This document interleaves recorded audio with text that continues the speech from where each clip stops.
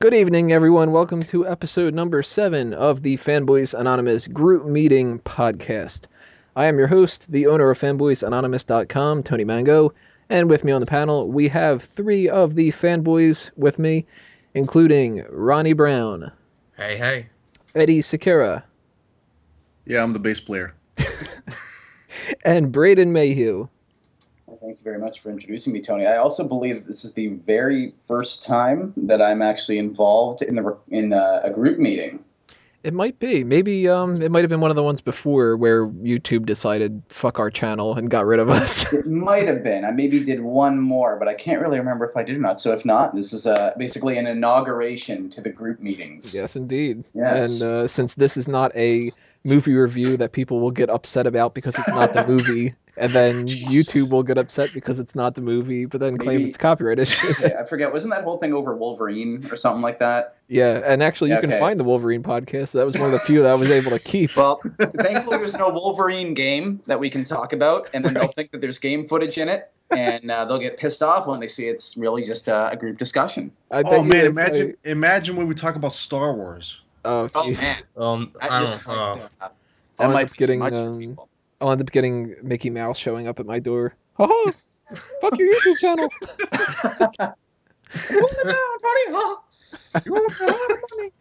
Now that I'm joking about that, it's going to happen. I know it. And then I'll try to contact Google, and they'll be like, yeah, that number that you called, go to google.com instead. No, you just get a letter forum. In the mail. You just get a letter in the mail, but the UPS guy will be wearing Mickey Mouse ears. Just for our help form, sure. Maybe one of our moderators can answer your very, complex question with a vague answer that leads to nowhere. Right. And just keep doing that over and over again. Jeez. So, what we're going to talk about this episode, if it doesn't get taken down from YouTube, that is, now that the meeting has officially been called to order, is the E3 conference. And now I'm going to preface this with one little note.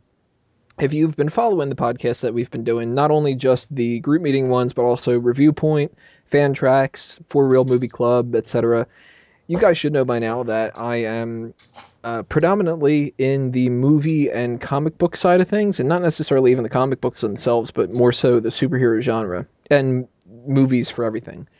Games are one of those few things where I'm not too into the inside stuff. I very rarely get a chance to play games, mostly because I'm too busy, and when I have the free time to do other stuff, I focus that on movies. But E3 is one of those huge things, and obviously video games is, I would say, the number 1 or number 2 main topic for fanboys. We can't go by without talking about E3. And thankfully, everybody else on this panel will be able to help me out here, and I won't sound like a complete jackass. But complete. Yeah, that complete is the word to put out there, because I'm sure the people listening to this will be like, that moderator doesn't know what the fuck he's talking about. That moderator was a partial Man, he's jackass. going in blind. Right, and you are right. Because there's going to be a couple things I'll be able to talk about, but the majority of this, you're going to be getting a lot of questions from me, and you're going to go, God, he doesn't know that and stuff. So, put all the blame on me. Don't put it on anybody else. Don't put it on the fanboys, because a lot of fanboys could not join in on this podcast. And whether you're Michelle Quillen, who is super into E3, you're Sean Walker, there's a lot of other people that really wanted to join in on this, and they could have talked for hours, I'm sure. No doubt. So if you want to know what those guys think about this as well, go to fanboysanonymous.com, check out, see what they might be writing about for this week, next week, etc. And stay tuned to, everything coming their way. But we're the ones on the podcast for this episode, so we're the ones going to be talking about these things. And we're going to just throw random stuff out there and see where it takes us. If we talk about a particular game for a while, then we talk about a particular game for a while. We might not touch upon everything, but hey, we'll try to knock out the big ones at the very least. Yeah, hit the big highlights of the overall event. So I want to throw one game out there right now that I actually can talk about, and that to me is either the number 1 or the number 2 highlight from what I've paid attention to for E3. Arkham Knight. Let's just get right into it. Batman is my favorite comic book character, and the Batman movies, the TV show, etc., are some of my favorite things out there. So whenever there are superhero video games, they're things that I tend to pay a lot of attention to. And for the video games that I can't play, I get a chance to usually watch a Let's Play on YouTube. And I'll throw a little reference out there to somebody. DSP Gaming is usually the guy that I check out. Phil is fucking hilarious. So go check out Phil's channel. I have not been able to play the Arkham games, but that has not stopped me at all from being completely encapsulated by these. They're just awesome. They are the perfect kind of thing you would see from Batman fans, what they would want. So Arkham Knight, they pull out a trailer, they show off the Batmobile, which is something I've been craving for in a video game for the longest time, ever since Spider-Man 2, where you had the free roam stuff. I was always like, Batman would be a perfect game for this, and you could get the Batmobile, and you could have instead of random gangs, you could have like Two-Face's gang and all that. These games, they pull that crap off to such a phenomenal level, and Arkham Knight looks like it's taken it even further, and I'm super excited to see that. What do you guys think about the Arkham Knight thing? Is that something that you guys are really into playing? Did you play the other ones? Did Origins kind of go, I'm not really, I'm a little bit soured on the series now? Let's go around in a circle here. Ronnie, what do you think about Arkham Knight? I think it looks amazing. I'm so excited for it because I have loved the Arkham games. I loved Arkham Asylum. When I got to Arkham Origins, it was good, but since Rocksteady didn't develop it, then my expectations were slightly lowered. So it wasn't a bad game by any means. But now that Rocksteady is back behind the wheel again, it just looks spectacular. I can't wait to get my hands on that one. How about that freaking Batmobile? Doesn't that look sweet? So fucking awesome. What I'm really excited for personally about this one is that it looks like Scarecrow is going to be the kind of like the main villain of the entire game based on the trailer. And I don't know if he's really had a role at all in the previous 3 games. I kind of think they've hinted at him with Easter eggs you could kind of find in game. But he's never really been the main villain that one of these games has been built around.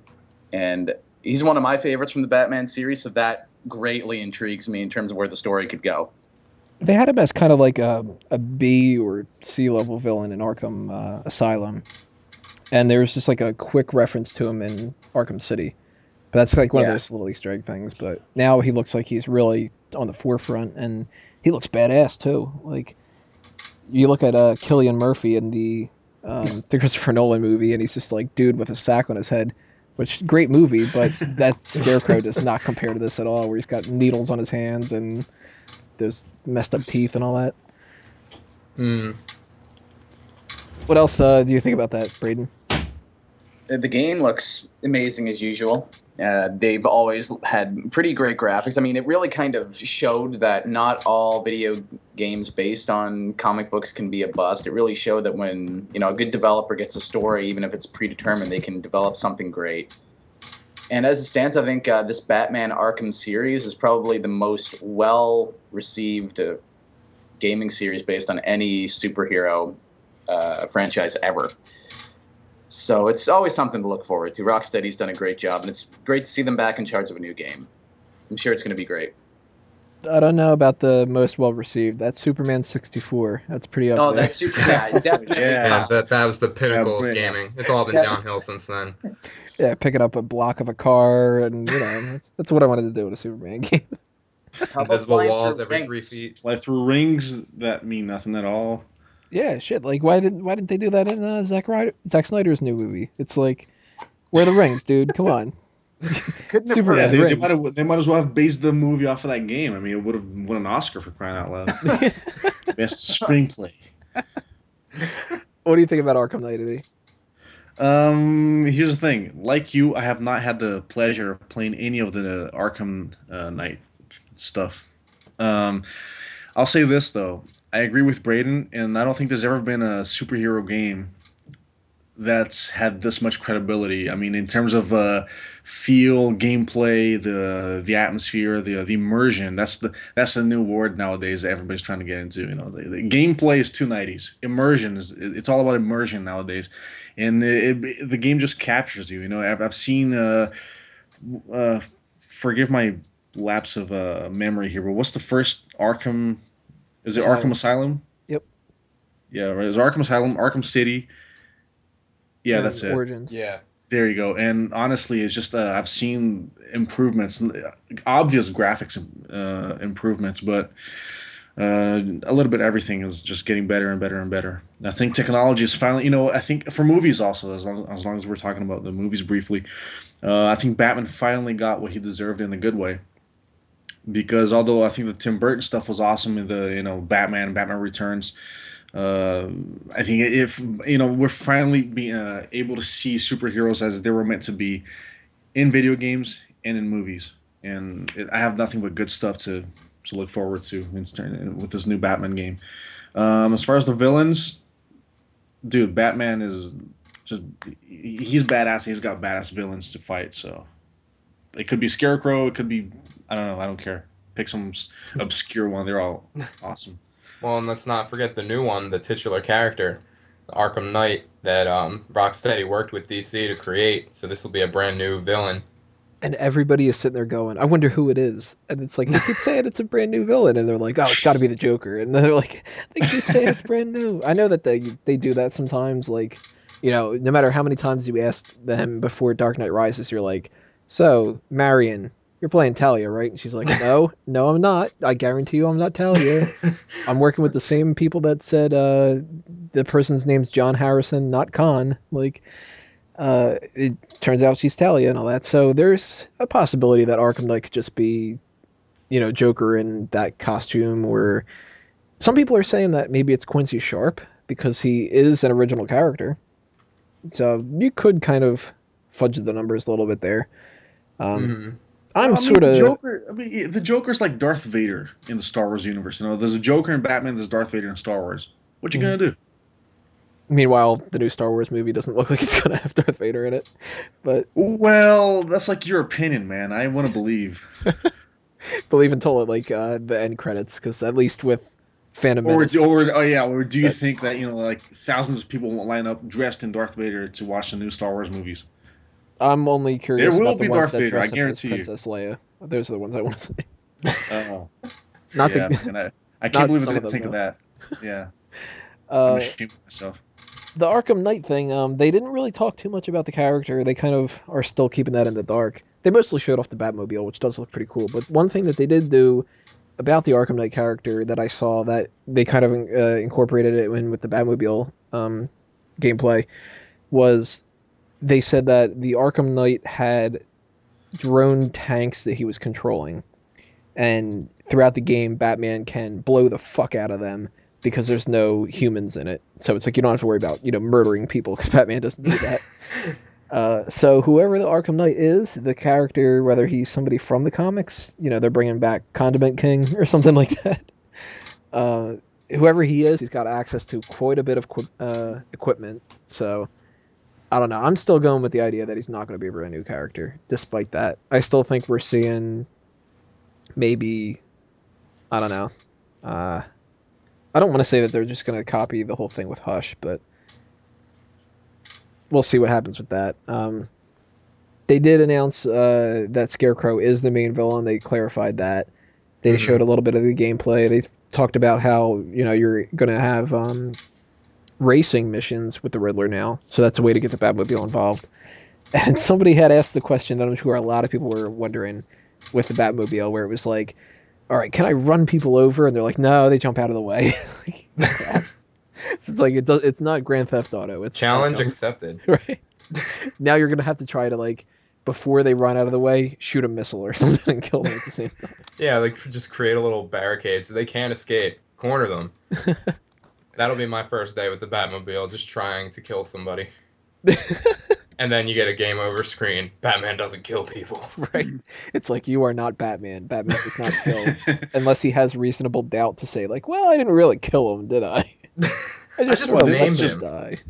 I There's no paralyzed doubt. him. I don't know, man. At that point, just make it like Batman, like a Judge Dredd Batman kind of thing, where it's like, should I kill you? Yes, it's justified. You know, like Just like the Burton films. I am the law. You know, like here in Gotham. Just do the Burton films. He killed people in that. He straps a bomb to somebody and he's just like, here, hold this while you blow up. Yeah, but it was one of the Red Triangle Circus gang, so Yeah. it doesn't technically, technically.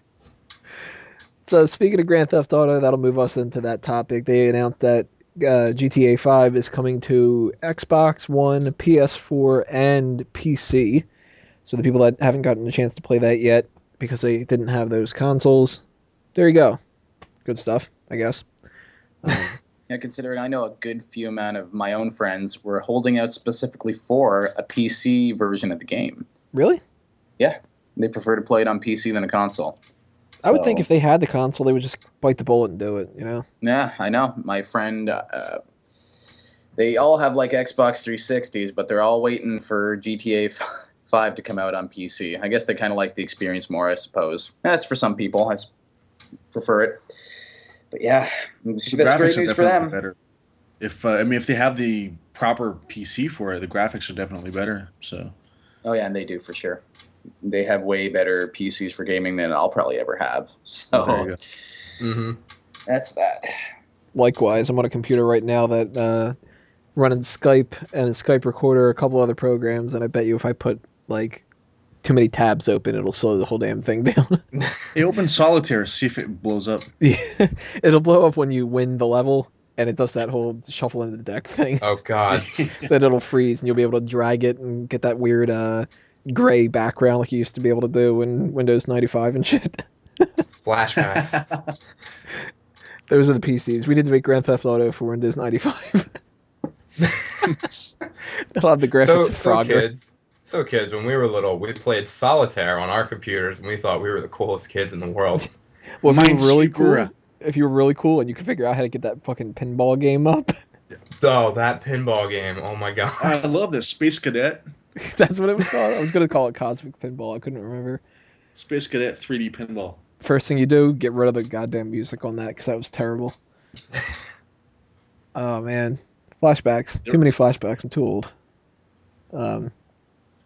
Any other things you guys want to talk about when it comes to Grand Theft Auto 5? I've only heard great things about it. I never got a chance to play it. I haven't played any game since Vice City. I got to play it a little bit on the PS3, and I did like it a lot. I thought it was really cool, but I mean, I didn't play it enough to really have a full-fledged opinion about it. I haven't played a GTA game since GTA 4, so I have not played the fifth one at all. But it looks pretty expansive, like the biggest one they've ever done in terms of where you can go, what you can do. It's a giant sandbox. That's still just it amazes me. And maybe it's because I'm outside of the gaming community, so I'm not used to these things where people go like, oh, you know, the graphics are, you know, compared to this game and all that. And I'm like, man, my heyday of playing video games was like Nintendo, Super Nintendo, Game Boy, back before we had Game Boy Color, that kind of stuff. So to me, this stuff is just ridiculous. Like, I remember seeing commercials and trailers and stuff for Grand Theft Auto 5, and I was just like, you mean to tell me you've got a fucking game like Vice City that I'm used to, where you can fucking go anywhere in the game, and you can ride any of the cars, and you can just do whatever, and that alone is impressive from somebody that used to, you know, play the old Game Boy games. But now it's like, oh, you can just like fly a plane, you can go swimming, you can play golf, it's like You can even have sex. you could do so much crap in these games where you're like, you used to just make like a golf game and you were like, yo, you could barely do anything in that game except for, you know, putt. Lee Carvello's putting challenge. And now it's like, let's just make a golf game in the middle of Grand Theft Auto 5. And you don't. Yeah, but that's like, the thing, man. That's the thing. It's you know, like they say that you know a robot can beat a human in chess, right? Mm. And then as technology improves, as you get faster processors, as you get more RAM or whatever else is needed, you get to join these different tasks. And a computer can be absolutely the best at one thing, and then if you know with enough time, you can program it to be really good at two things. And that's what's happening. I mean, you have one golf game where basically you have like I don't know like um, I don't know how many lines of code of programming, but honestly, like a golf game is bullshit nowadays. Right. I mean, they waste more time capturing the proper motion with the athletes and the proper graphics and all that than with the actual programming of the game, so the physics itself. I mean, they have that kind of stuff figured out by now. I mean, if you play any EA sports games, I mean, the physics rarely changes. I mean, it's all about the control and how much they can innovate with the controls and change that. Lines of programming are not. They don't add too many or take away too many. You know, it depends on the engine, I guess. But GTA 5, it took a team of thousands of people, from marketing to visual to audio to licensing music to whatever. It's just So I mean, it's insanity. just, but it basically the simple golf game is there because it's a simple golf game. It's easy. It's just I mean, everything's already there graphically. So just just the motion of the character is there. Just it's I don't know. I wish I could get. I wish I knew how to explain this more technically, but at the same time more logically. It's easy to make a racing game within those games. It's easy to make a sports game within those games. It's like it's sandbox, man, sandbox. I'm like, I had a sandbox when I was a kid. Like, There you go. You Well, build a castle or a tunnel. Just remember, we went from Pong to Grand Theft Auto 5. I right. don't know how old you are, man, but I went from like Ninja Turtles 2 until that. Turtles in Time. That was No, that was 4. That was Ninja Turtles 4. I love Turtles in Time. That was awesome. That was one of my favorites. Which, Yeah, it was awesome. if we're taking a sidebar here when it's talking about Ninja Turtles games, how fucking hard is that first game? That is Oh yeah, ridiculous. but it was stupid. It wasn't by Konami. It was by Ultra Games, right? That was just a ridiculous game. That goddamn water level. I don't know, like No, there was anybody a that level that beat was that kind of like level. a maze, wasn't there? Like bombs and somehow there's like electric seaweed because that happens. And Yeah. oh man, that game. Fuck that game. I'm sure you Yeah, loved the 2 was awesome. AVGN review of it if you ever watched that.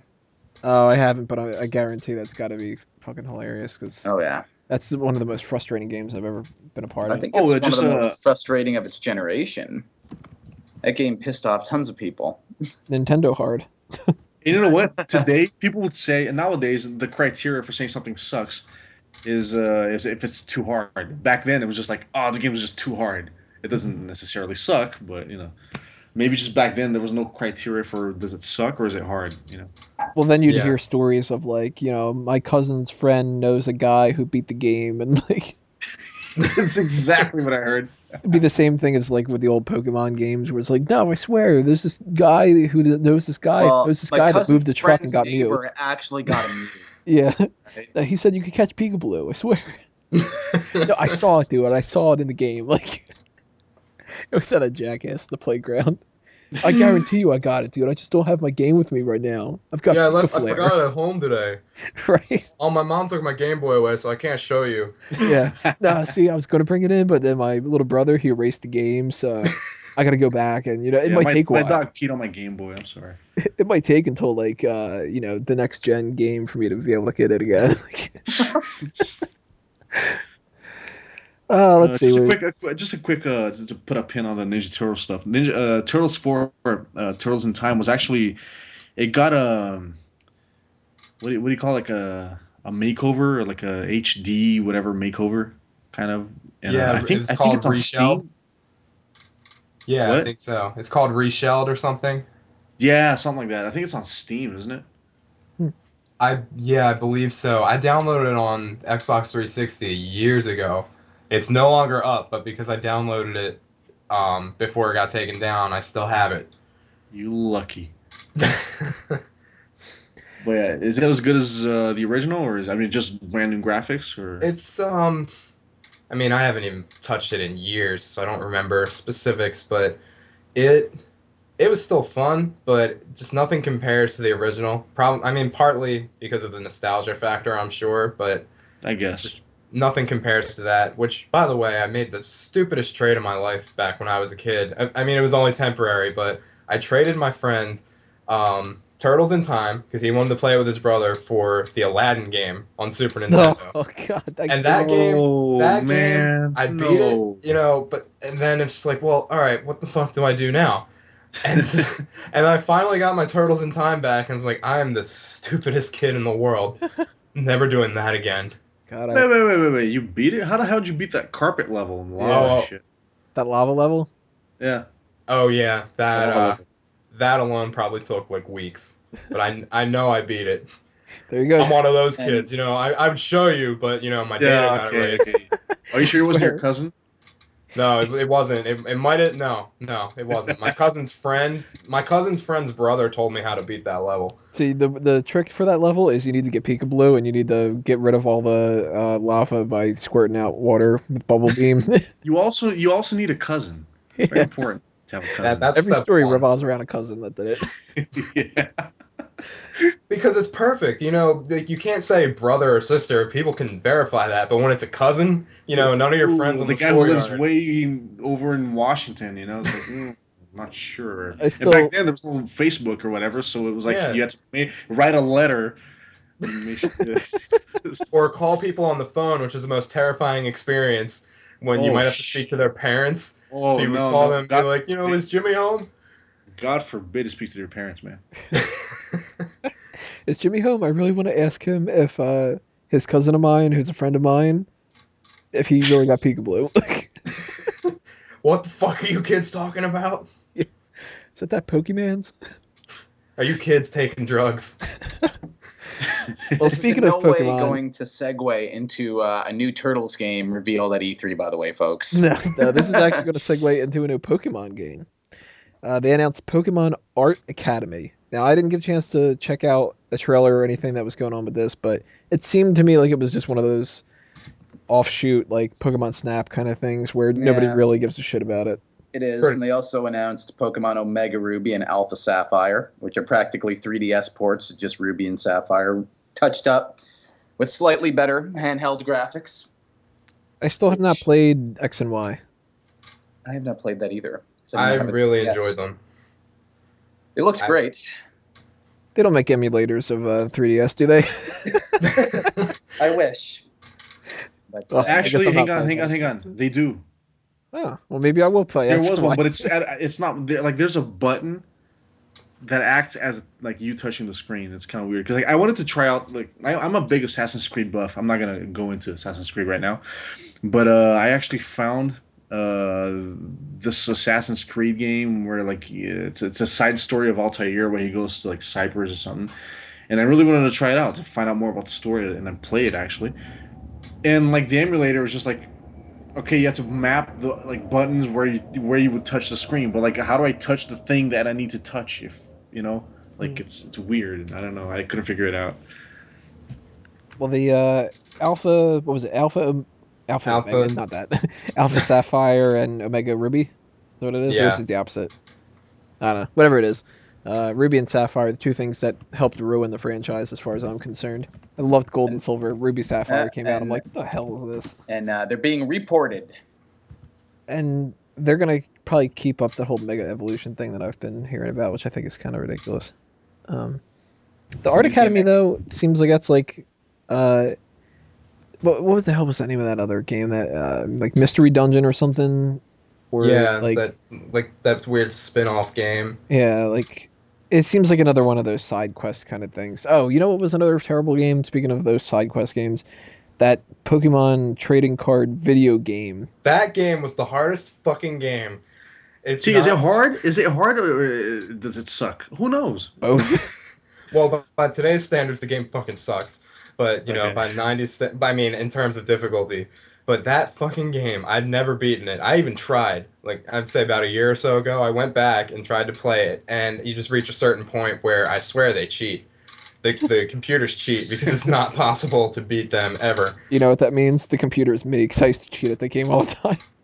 Well, do you actually play the trading card game? Like, do you actually battle with the cards? No, but I claimed that I did. I used to go to the trading card things at Toys R Us. And they would do like, you get 1 point for every game that you lose and 2 points for every game that you win.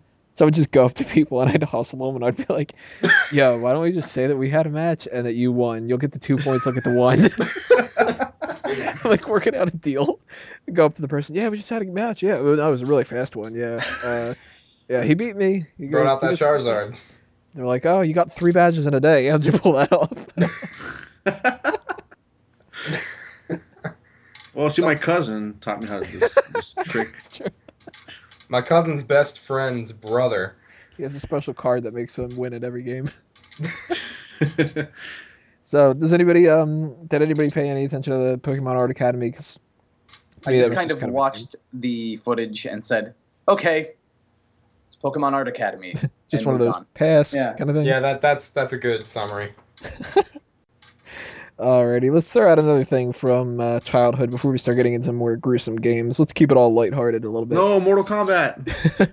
We'll go to Mortal Kombat a little bit later. Oh, man. We'll knock out the things that I actually have something to contribute to ahead of time. Okay, fine. Kirby has a new game. I love Kirby. Kirby's the man. I don't care. Kirby Superstar is one of my favorite games of all time. And this is Kirby and the Rainbow Curse, which sounds like a Kirby game.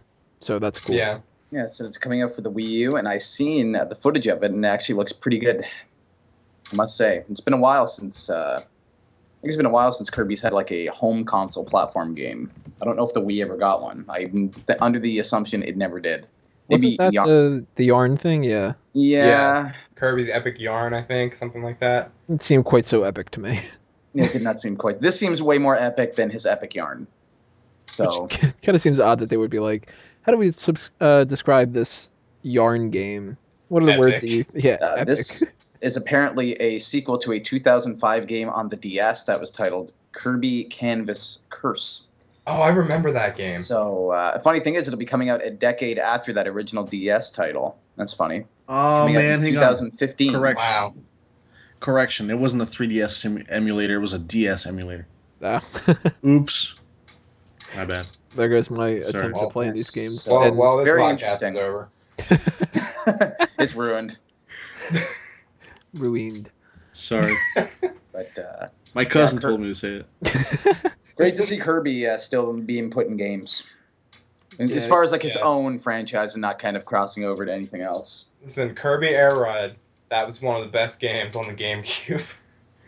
That game was so much fun. Forget Mario Kart. What was it, Kirby Air Ride? Or Air Riot? Pretty much Air Ride. It was Air Riot sounds like it would be a lot more fun. It was pretty much just a racing game where, you're riding around on those fucking stars. Huh. And it was a lot more fun than I just made it sound. Kirby, I always thought never got as much credit as he should. It always seemed like that was such a better game, and nobody really brings him up. Well, I don't know. I mean, back in the day when Kirby first came out, was it on the Game Boy? Kirby's Dream Land, yeah. I mean, it just got like awesome reviews all over the place, but I don't know. I don't think I knew a lot of people that were playing Kirby. I don't know. I'll just say it. I never played a Kirby game in my life, which is kind of weird because it's such a giant. I know it's such a huge It's like I think it's number 2 to Mario in the Nintendo world, isn't it? It's like a major mascot. So I don't know. It never happened. I never played a Kirby game. It's weird. Kirby's Adventure, Kirby Superstar, 2 awesome games you got to check out at some point. I don't know. I liked Kirby 64. That I didn't get a chance to play. It's pretty good. It's really short, though. You could probably finish the entire game in a day. But it's fun. So fun equals easy, hard equals sucks. Got it. Well, well, you might find it difficult if you never played it before, but it's very short. It's not like the longest game in the world. I mean, if you really try, you could probably get it done in a day. You underestimate a guy who beat Street Fighter 2 on 4. So. So we got Kirby. We've got Arkham Knight, we got Pokemon, we got a lot of different stuff that are previous franchise coming out there. You know what? Let's go back and forth. Let's go right into Mortal Kombat. Why not? Mortal Kombat 10 gameplay footage was shown, and for the kid in me that used to play that game a lot, I gotta admit, a little disappointed. They show Scorpion and Sub-Zero fighting each other, and Scorpion wins. Fuck off. Sub-Zero is so much fucking better.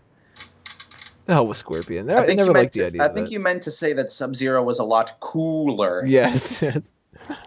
Pun intended on that. Ah, I got it. I got that. I love how that's funny. the That's main really notes that you have coming from that big trailer is that really they have Scorpion win. Right. Really? Why did they have Sub-Zero lose in the first trailer? Ugh.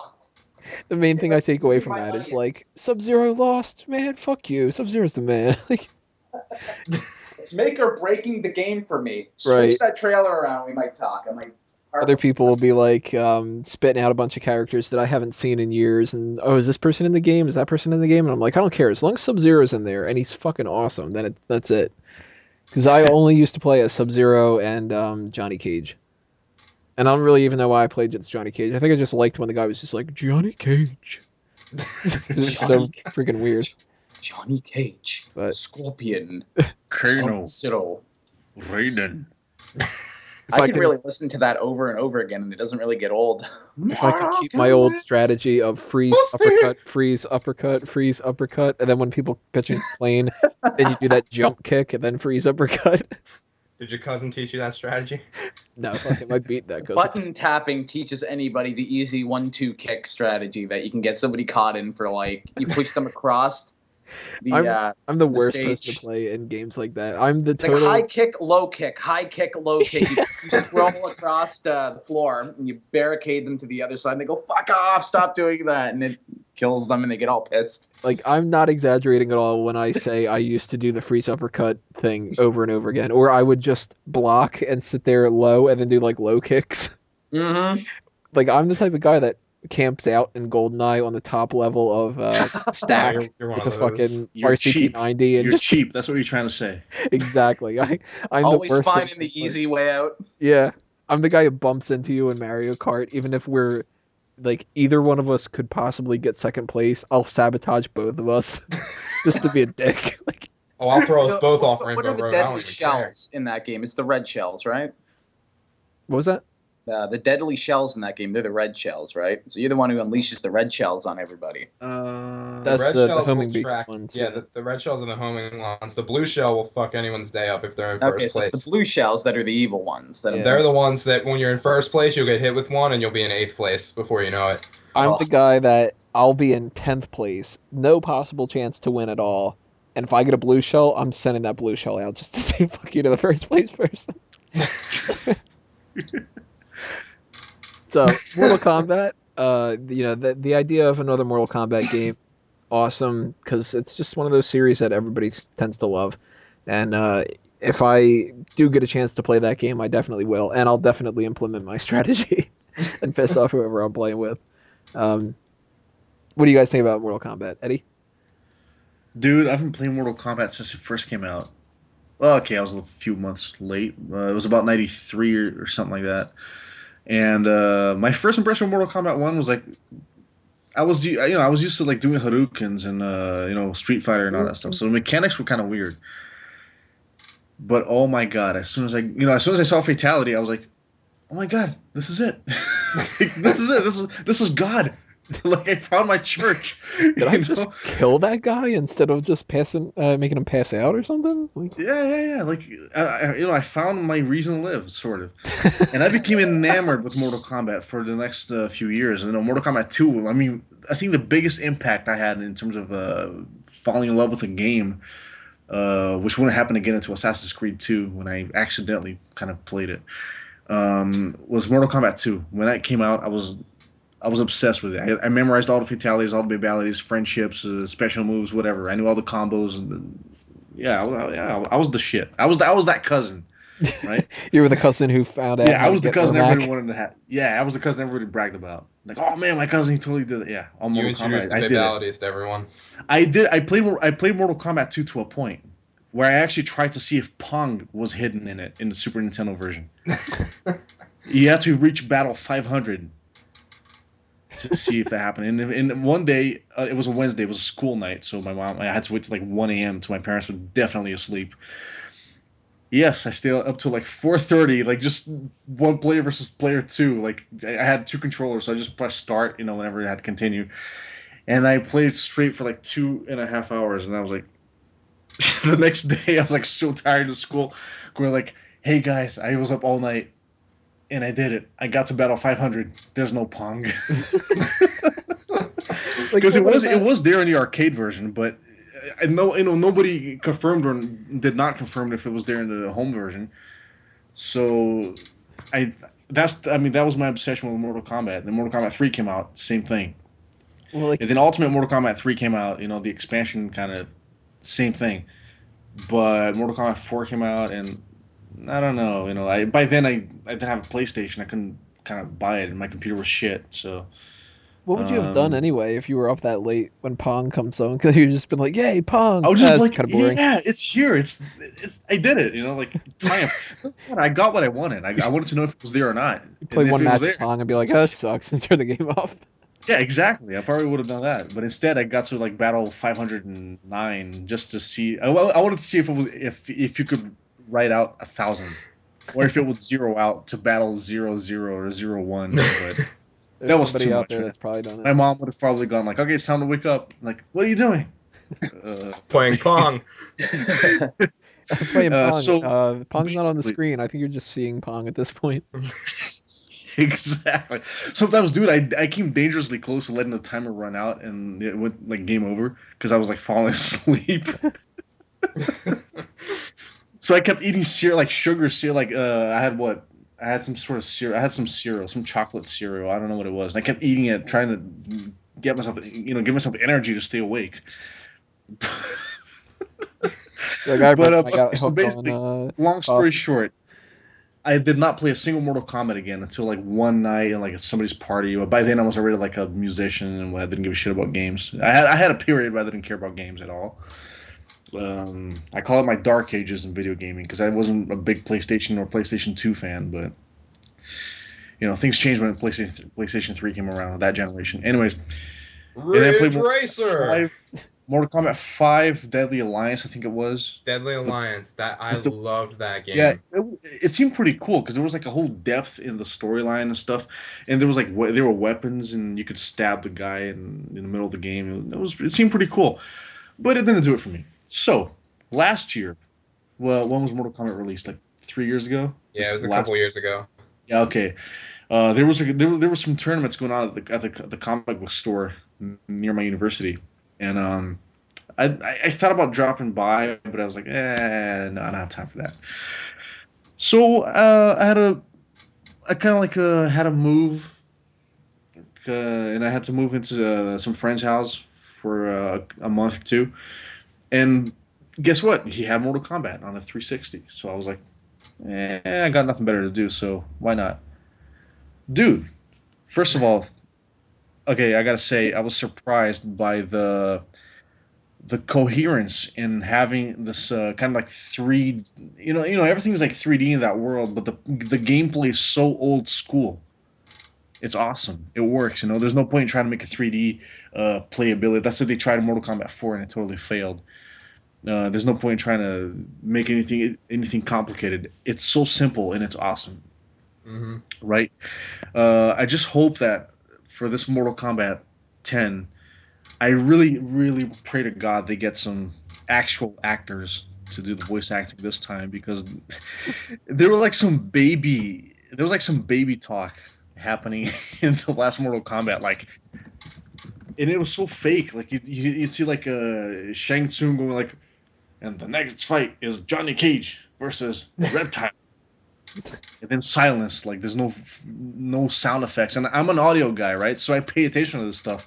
It's just so artificial. It's just like you hear some clapping and then you hear like Liu Kang going like, I hope he wins. Like some lame dialogue like that. Then Johnny Cage is like, yeah, see if you can beat me. Like it's so lame. I'm like, dude, like who wrote this crap? Like why did they cheat out? And like surely they could have done a little better.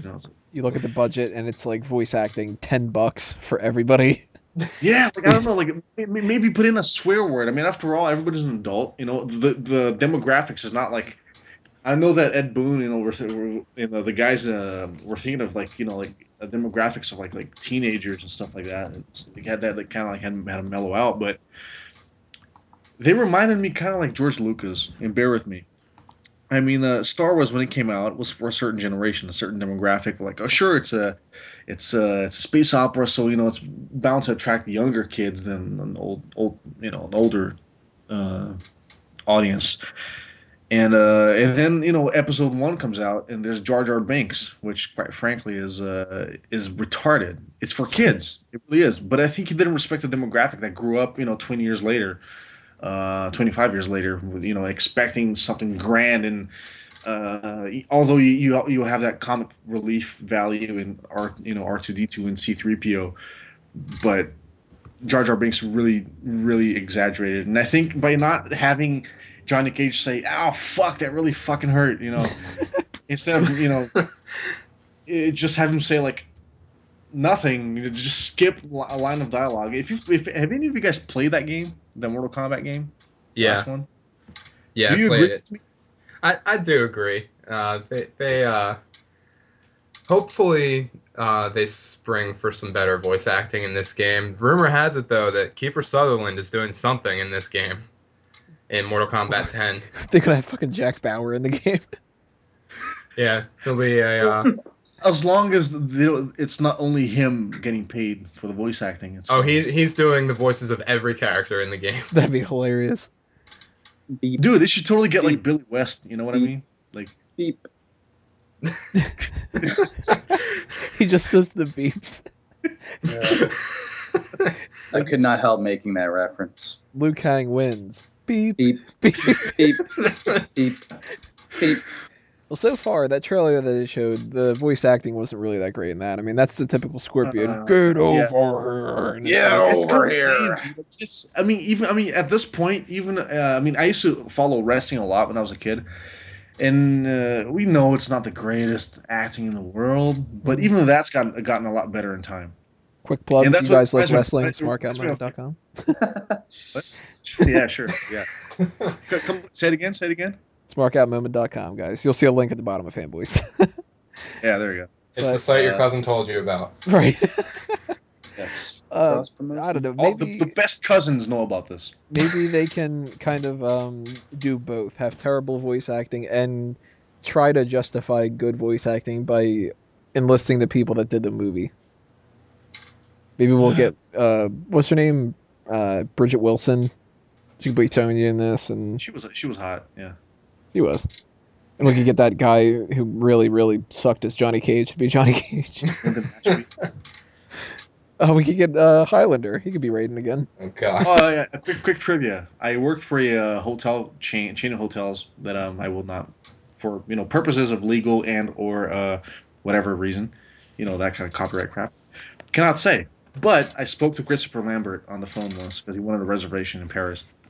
Did he sound as ridiculous as he sounded in Mortal Kombat? No, he speaks French, man. I didn't recognize him. So I was like, in French, I was like, so what's your name? Sir, what's your name? He's like, Christophe. And I'm like, yes. Okay. And the last name? Lambert. And I'm like, sure. Could you please spell that? He's like, Lambert.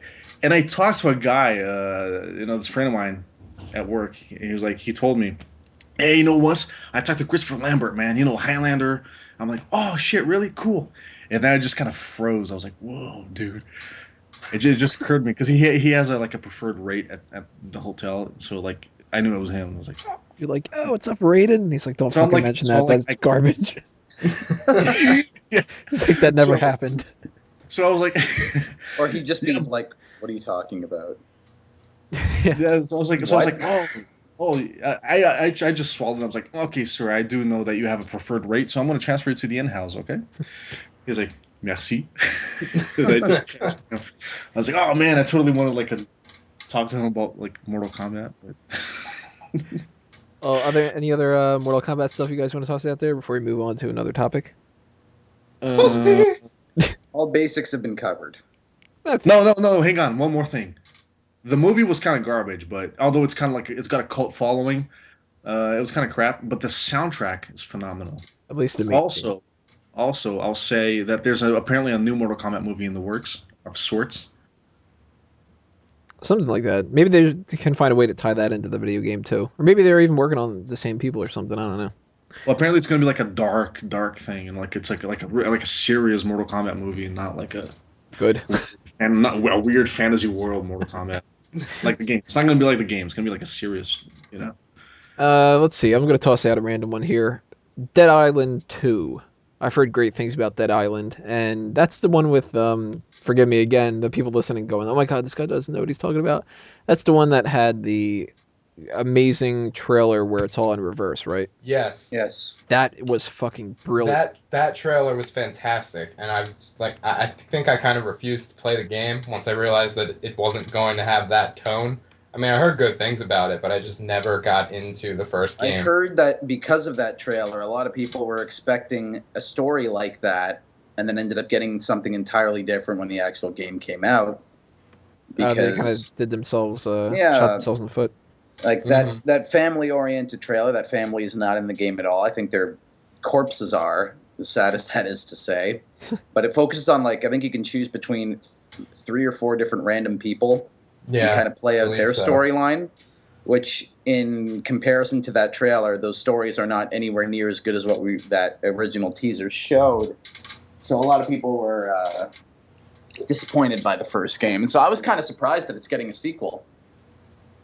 Myself, personally, I didn't think it would, but who knows, maybe they'll make a better game this time.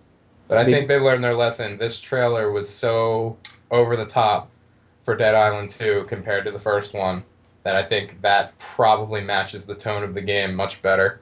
The trailer to the second game basically is the tone to the first game. So Yeah. Well, they couldn't replicate the first one anyway because the only person that did it better than them was the Goat Simulator.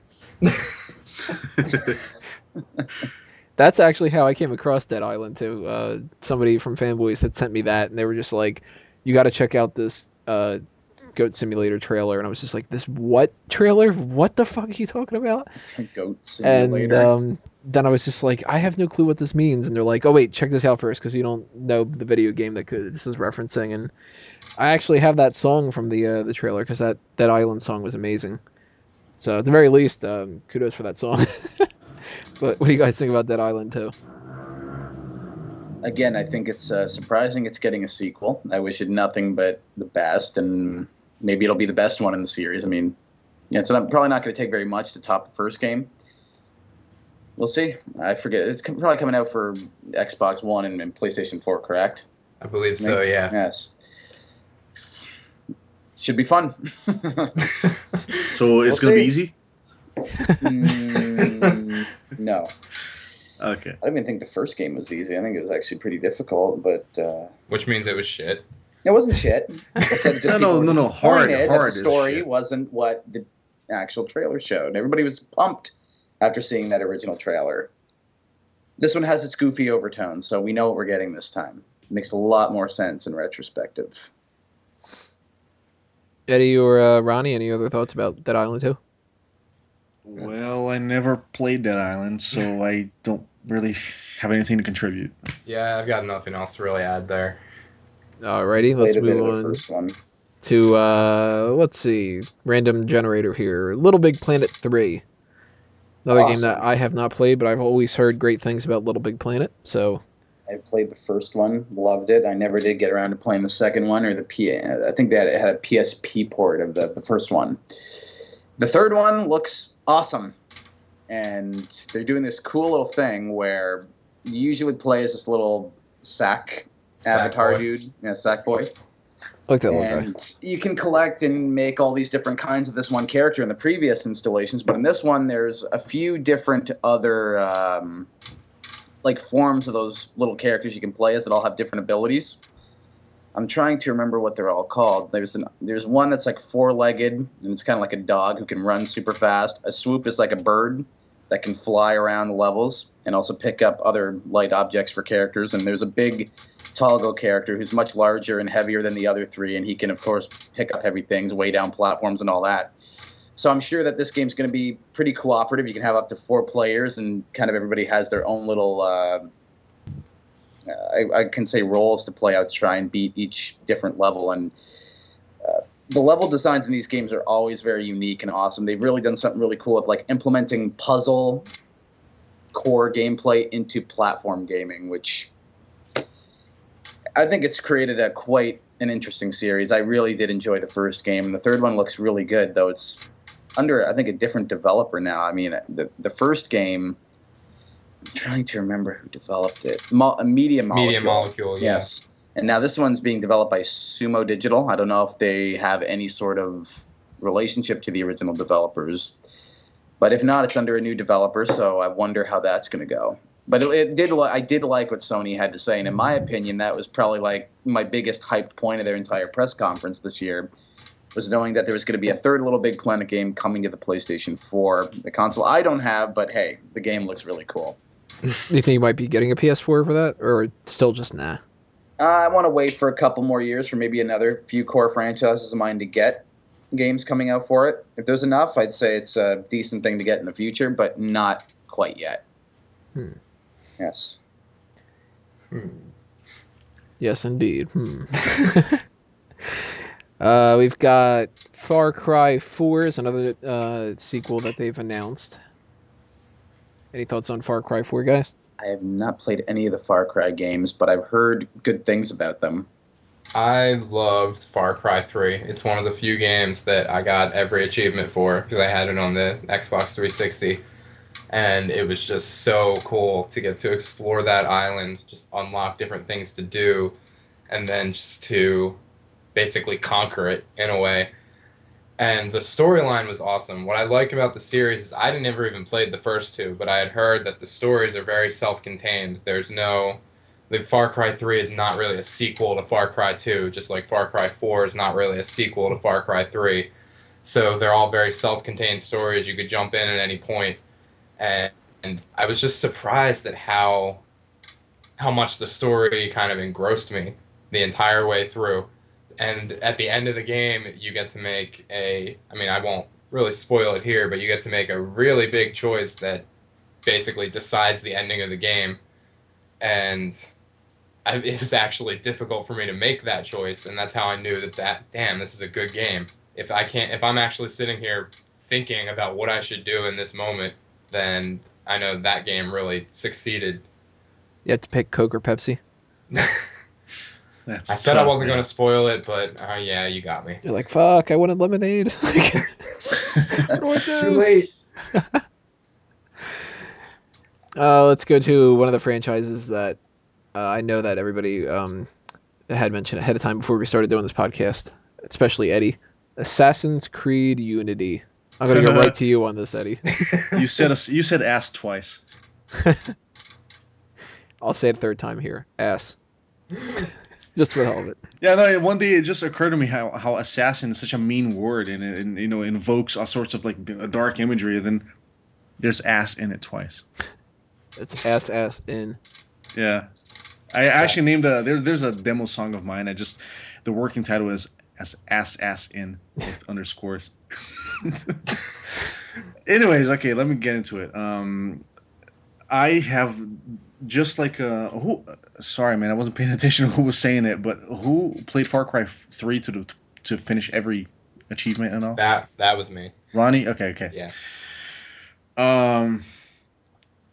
I am that way with every Assassin's Creed up to Assassin's Creed 3. I have played all of them like back and forth and up and down, left, right, BA, select, Like, I've been following the storyline. Because one day, like, it was like 3 years ago or so, my roommate was, like, he just put in this game, and I wasn't paying attention at all.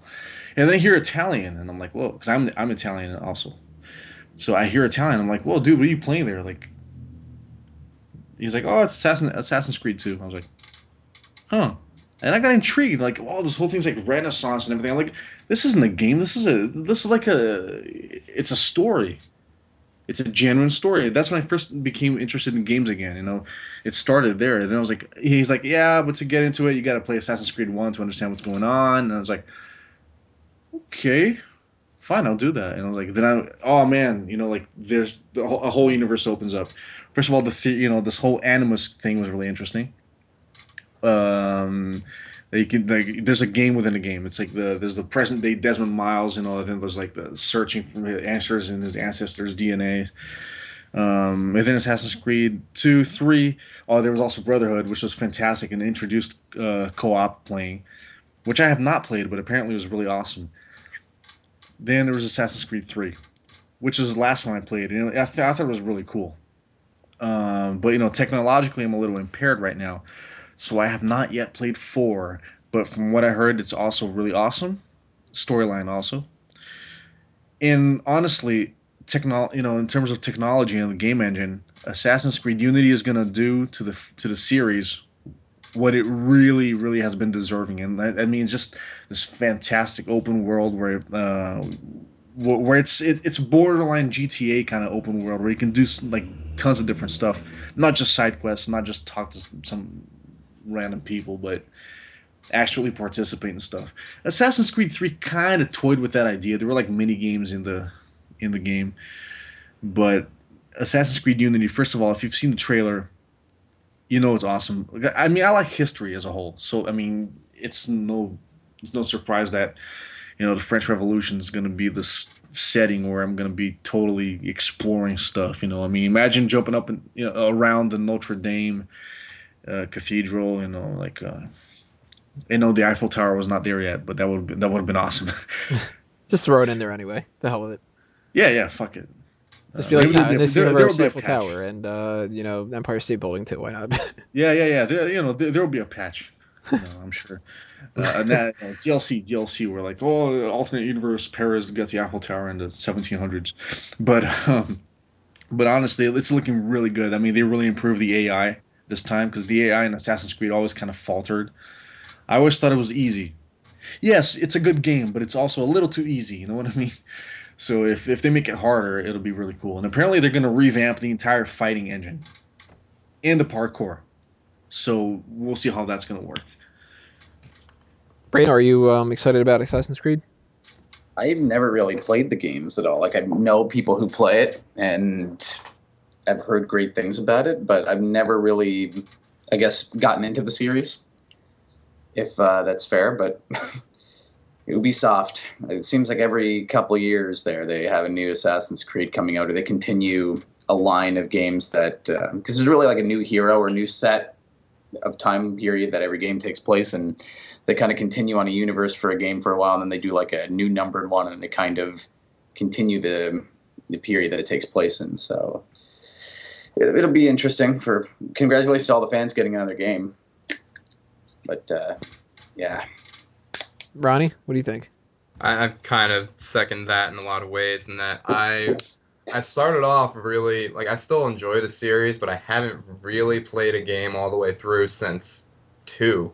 And 2 was another game, like Far Cry 3, that I actually sat down and got every single achievement on the 360, and I really loved that one. And I've kind of dabbled in some of the other ones since then, and Unity does look awesome, but I just don't know if I'm going to dive right into that right away. Fair enough. I always thought that the series looked kind of cool, though, and I've been wanting to get involved in it, but it kind of is difficult without having the consoles. Well, here's the thing. The ending to Assassin's Creed 1, 2 especially, Brotherhood, and there's Revelations, of course. I skipped that. The endings are such a cliffhanger that it's like WTF. Like, really, like I almost cried when Assassin's Creed 2 ended. There's no way I'm gonna give anything away, but I was just like, what the fuck? No, it can't end now. I can't believe this. It blew my mind. I mean, like, it really, there was no other game ever that did that to me with the end. He fucking picked Pepsi. What the hell? It's kind of like that. Maybe not as dramatic, but kind of like that. Nothing will ever be that dramatic. No, of course not. Oh, heaven forbid. My cousin, though, he did that once. He picked Pepsi. I don't know why I go with that. I literally have an article on one of my websites of I don't drink soda. I have a lot of things to go with. I went with that. Let me go here with something that I know that you're 100% into, Braden. Super Smash Brothers. Hit us with it. Pac-Man. Fucking Pac-Man. This is something that doesn't happen very often in gaming. There's a screenshot, and it's really a couple of them released for the official games, that has Mega Man, Pac-Man, Sonic, and Mario all on the same stage in the same game. That's actually the background of my phone right now. That, I'm telling you, we're not going to see this again for a long time, if ever. It's the stars aligned for the cast on this game. And, oh my gosh, when Pac-Man was actually announced, I was just like, whew, that's huge for the game. Like, we already had Mega Man, and now we're going to Namco's mascot. But I guess everybody kind of expected it because they're helping with development. They got a team of their fighting game staff helping Sakurai's development team in making the game. So a lot of people kind of predicted he'd be in it. But then again, he is a third-party character, and I didn't know. They already had Sonic and Mega Man in there, and I didn't know if they were going to go and do another, non-Nintendo guy. But they did. And I was very, very pleased at that revelation. It's one of those...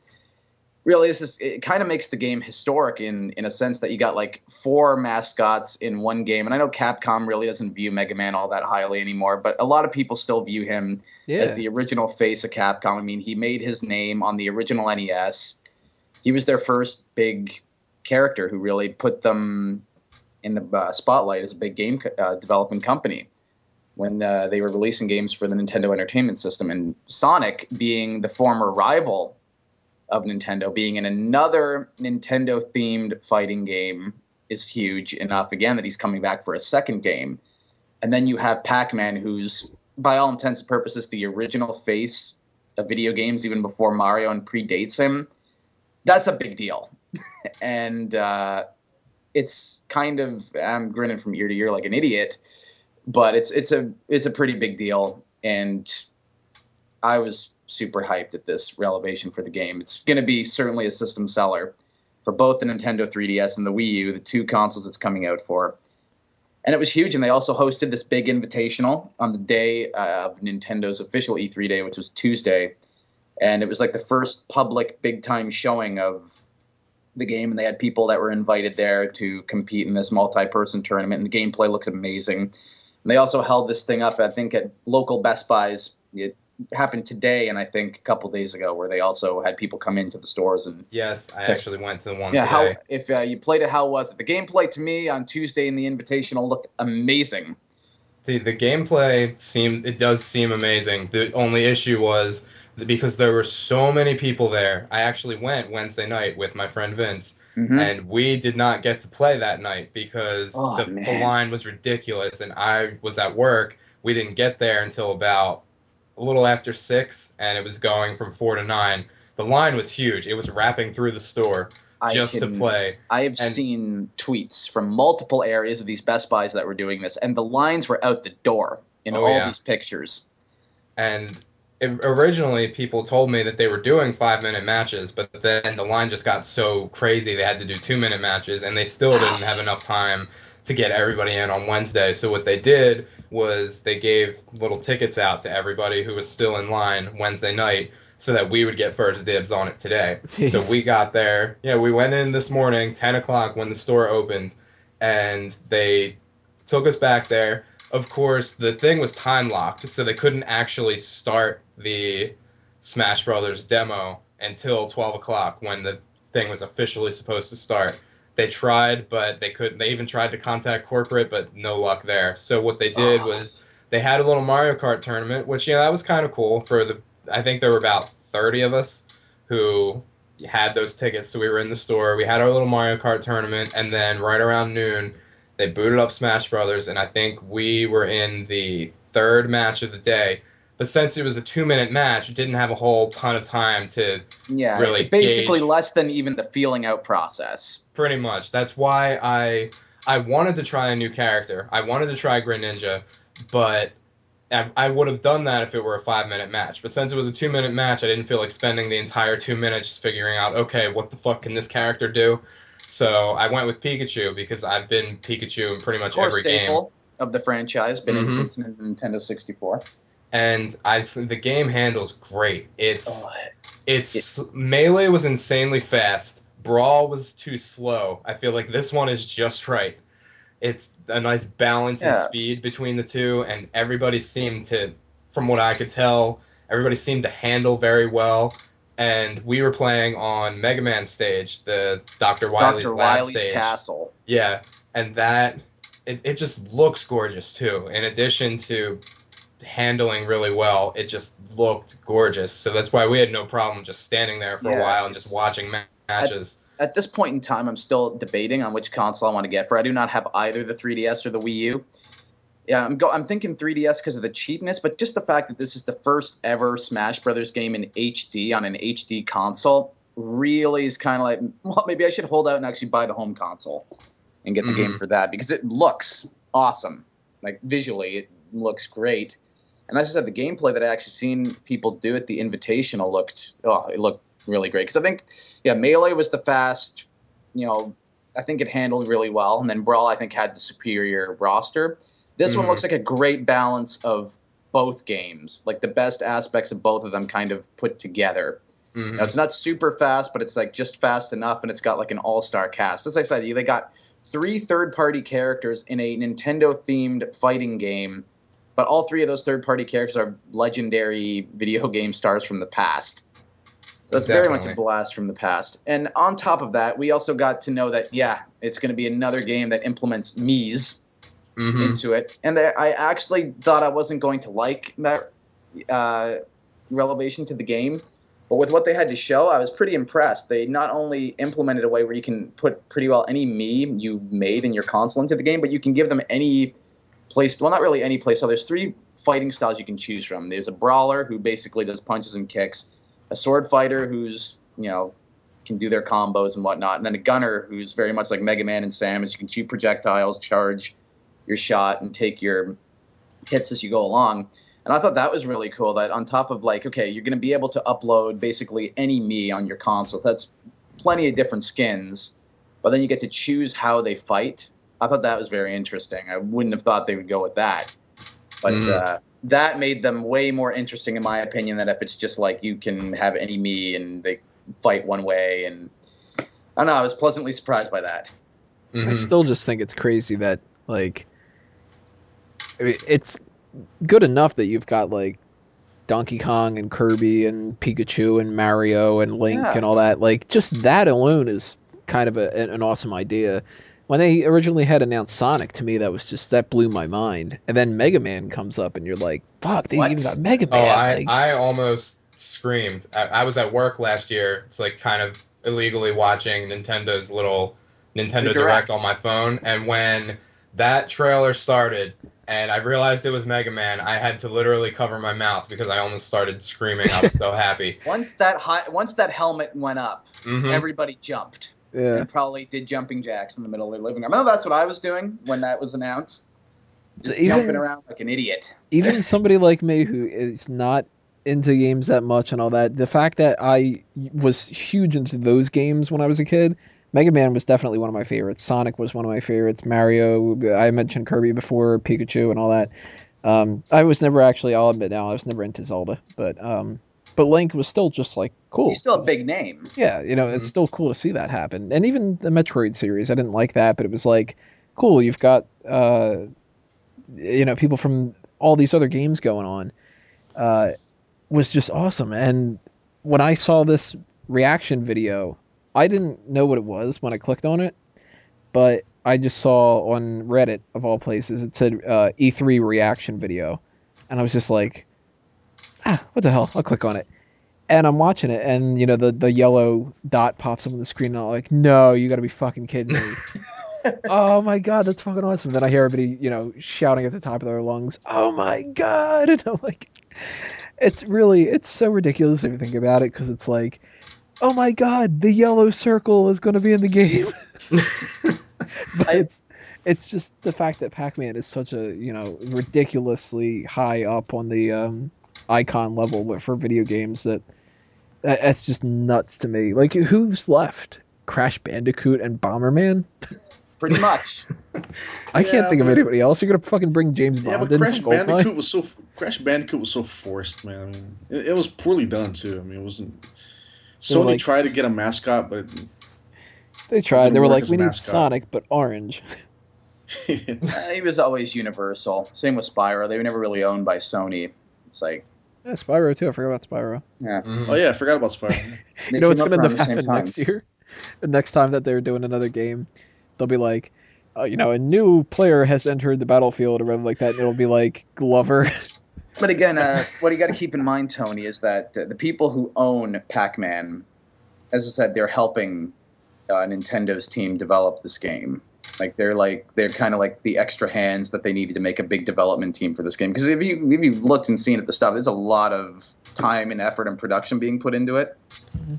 It's pretty huge. So I don't know if them not working on the game would have contributed. Like, would Pac-Man have really made it if they weren't helping out? Maybe. But I think this is just one of those circumstances where the stars certainly align. We just ended up. I can't believe Capcom, of all people, allowed Mega Man, who they haven't really done shit with in years, get the big notoriety of being in Smash Brothers, the big revival. You think they'd pick somebody that they're probably more high up on to allow Nintendo to use? But then again, who do they really have that would be better than Mega Man for this kind of a game? Right. I can't really think of too many people. Are they gonna put Blanca in there? That dog from the first Resident Evil. Like, I was actually thinking they might put a Street Fighter person in there, but I'm like, yeah, it's already a fighting game, and Street Fighter's a fighting game. Maybe they go with somebody else. And they did, and I think they made the right decision on that one. Another thing is Palutena from Kid Icarus Uprising, and I guess Kid Icarus in general, is also a new character. You know, Sakurai and his IPs getting more than one character in there per game. She actually looks pretty good. Maybe a tad OP. She's kind of giving me Zeus vibes from PlayStation All-Stars. But hopefully she's not that overpowered. Looks fun. Looks pretty cool. I think she's probably got the most intricate character design out of anybody in the game, graphic-wise and how she looks. Cool stuff there. Big 3 characters on one big event. You got a giant third-party legend, a goddess of light, and any Mii you want to have with any fight style. Wow. Are you going to Gigantic mention roster. Samus from Metroid? Hmm? Isn't that chick from Metroid? Yeah, there? Samus has been in since the first game. Oh, okay. Sorry. I never played. Let me come out of the closet. I never played Super Smash Brothers ever. Samus in her regular, I guess, fighting power suit has been in since the first game. But her and her Zero suit is also coming back, but that was announced back in April at the Smash Brothers Direct. 2 forms of Samus, 1 game. Speaking of doing cheap fighting moves and stuff, floating and being able to stay into the arena, that was my move. Did you ever play any of these games, Tony? Yeah, I played the first 2, I think. I played. Certainly, I had to play the Nintendo 64 version. So The I was original usually roster? Kirby. Do you guys remember the commercial for the first Super Smash Brothers? That's how I figured out about it. Them walking through the field and beating the shit out of each other. And that song, "Happy Together," whatever, was playing. With me. Yeah. And you. That I still have vivid memories of that commercial. I still do. It's burnt into my memory. It's one of my favorite video game commercials ever. It's how I figured out that game even existed. Mhm. Exactly, me too. And then I got invited over to a friend's house who had the Nintendo 64, and they just got that game, and I couldn't believe it existed. Right. The 'cause fact that it's you just could like, play wait, is what? You're like, you're what? fighting? These characters can all be in the same game? Wait, so I can finally have Donkey Kong beat the shit out of Mario for all the stuff that he's done to his family? Yeah.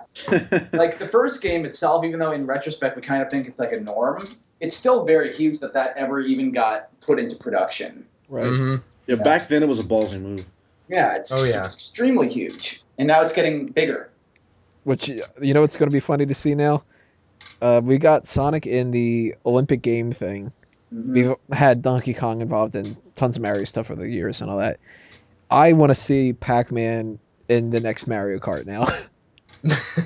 I want to see him in no car whatsoever. It's just him doing, all Chomping the down Rolling, the just rolling. cart. No, a ball, Right. just rolling. Just do that. Have that. Have Sonic without a car too, and have Mega Man just shoot people. I don't know. So in the end, what is your thoughts, Tony, on the fact that there's 4 major icons like this in one game? Certainly, you have to say it must have some sort of historical That's just value crazy. to it. Yeah. I think that that and the Arkham Knight thing are the 2 things that I've taken away from what I've been told for E3. There's one other thing I thought was really cool, which we'll talk about in a few minutes or so. But when it comes to that stuff, the Arkham Knight stuff, I knew that was going to end up being cool because of, being involved in Batman and everything. But I never expected that Super Smash Brothers would be something that I would really pay attention to. And right after seeing that Pac-Man thing, that was just like, damn, okay, you sold me on this. If I had that console, I would buy that game immediately. And I'm not even like the biggest Pac-Man fan in the world. I love the Miss Pac-Man game, but just the idea of that, like the magnitude of that is It's huge. reason enough to be excited. Mm-hmm. So continuing from Nintendo and Super Smash Brothers, let's talk about some Mario things. There's 3 different Mario things that I had came across. Maybe I'm missing something here. If I am, leave a comment below. Tell me, hey, idiot, you forgot about this. But be nicer than that. I can say that to myself because I hate myself. But you don't hate me, do you? No, I don't think so. Anyway. My cousin told me you forgot this. Right. God damn these cousins. Well, we went from Super Smash Brothers, so better transition here. Mario Party 10. Get a bunch of friends together and either beat the crap out of each other or play some puzzle games and have fun that way. I've never liked the Mario Party series, I'll admit that. I thought that the first one was kind of boring, and the only thing that I thought was kind of fun was when you're on the little balls and you can knock people over. Because that was just fun to like, yo, fuck you, I'm going to go after this guy instead. But I see the value in the game. I mean, it's something you get a bunch of people together, especially if you're, like college level or something like that, and you can just have some drinks and play Mario Party and goof off and shit. But you're probably going to do that with Smash Brothers or Mario Kart or something anyway. So Mario Party, not really my thing, but I can see the appeal. What do you guys think about that? Mario Party 10 seem cool, or just it's basically the same thing to me. Like I basically played the first one, enjoyed it for what it was. Played a couple sequels, never really felt like it was something I needed to get every incarnation of. Yeah, I could see the appeal for the people who love it and get every copy of it. Fun little party game. It's been successful, obviously. We're getting the 10th game of it, so obviously it sells.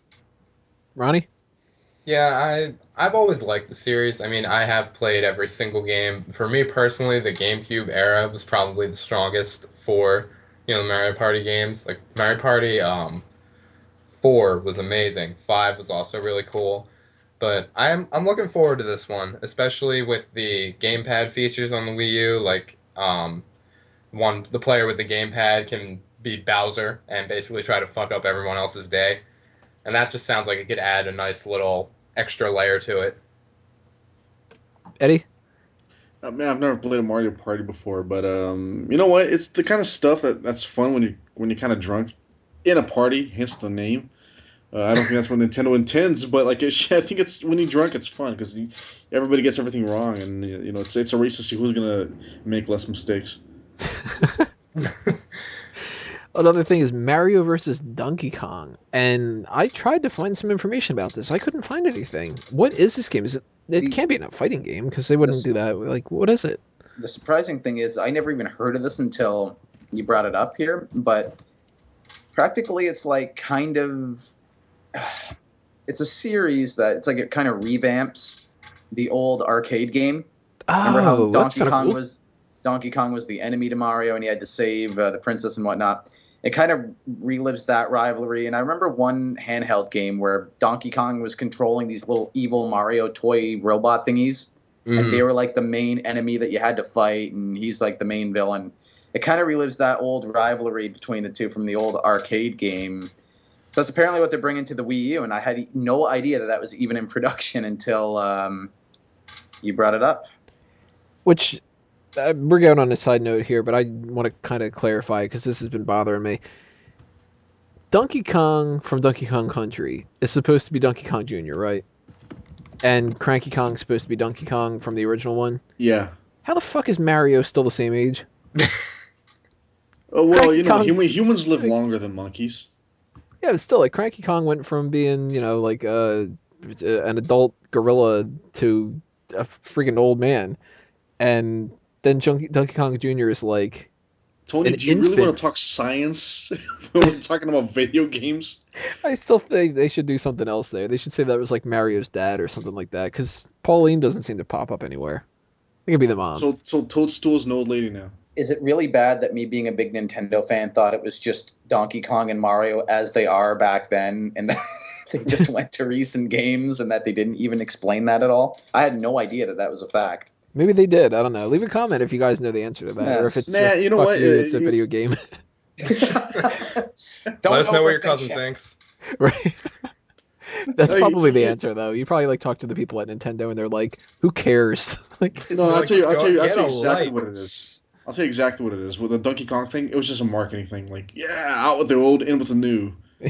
it's a reboot. It's like Yeah, basically. that's Professor X went back in time. And, you know. it. Sure. Well, there's one other Mario one, and that actually is one of the coolest things that I had seen come out of E3. Mario Maker, where you can just make your own fucking Mario game. We've That gotten to the point sounds- now where we have games where you can just make other games in 2 seconds flat and just be like, the people that slaved over this for months on end, years on end, back in the day in like 1980 or whatever, for Super Mario Brother came out. Like, now it's just kind of like, yeah, you can just click and drag and there's a level. Your 2-year-old can do it. Like, that's so crazy.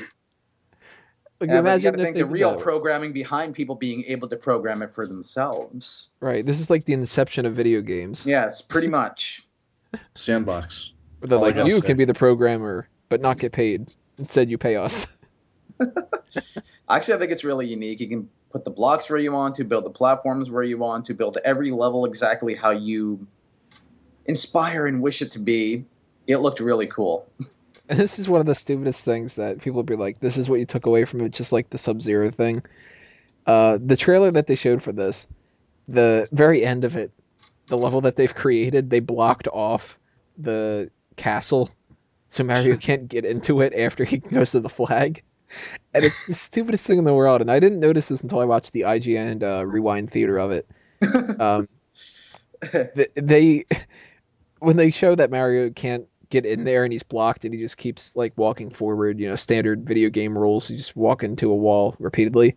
At the very end of it, when it's like, you know, do do do do do do do do do do, he just like squats down real fast. I don't know what's going on there, but I thought that was fucking hilarious, and I hope that that's part of the game. Because Mario just like decides to sit down at the end of every fucking level. He needs to take a break.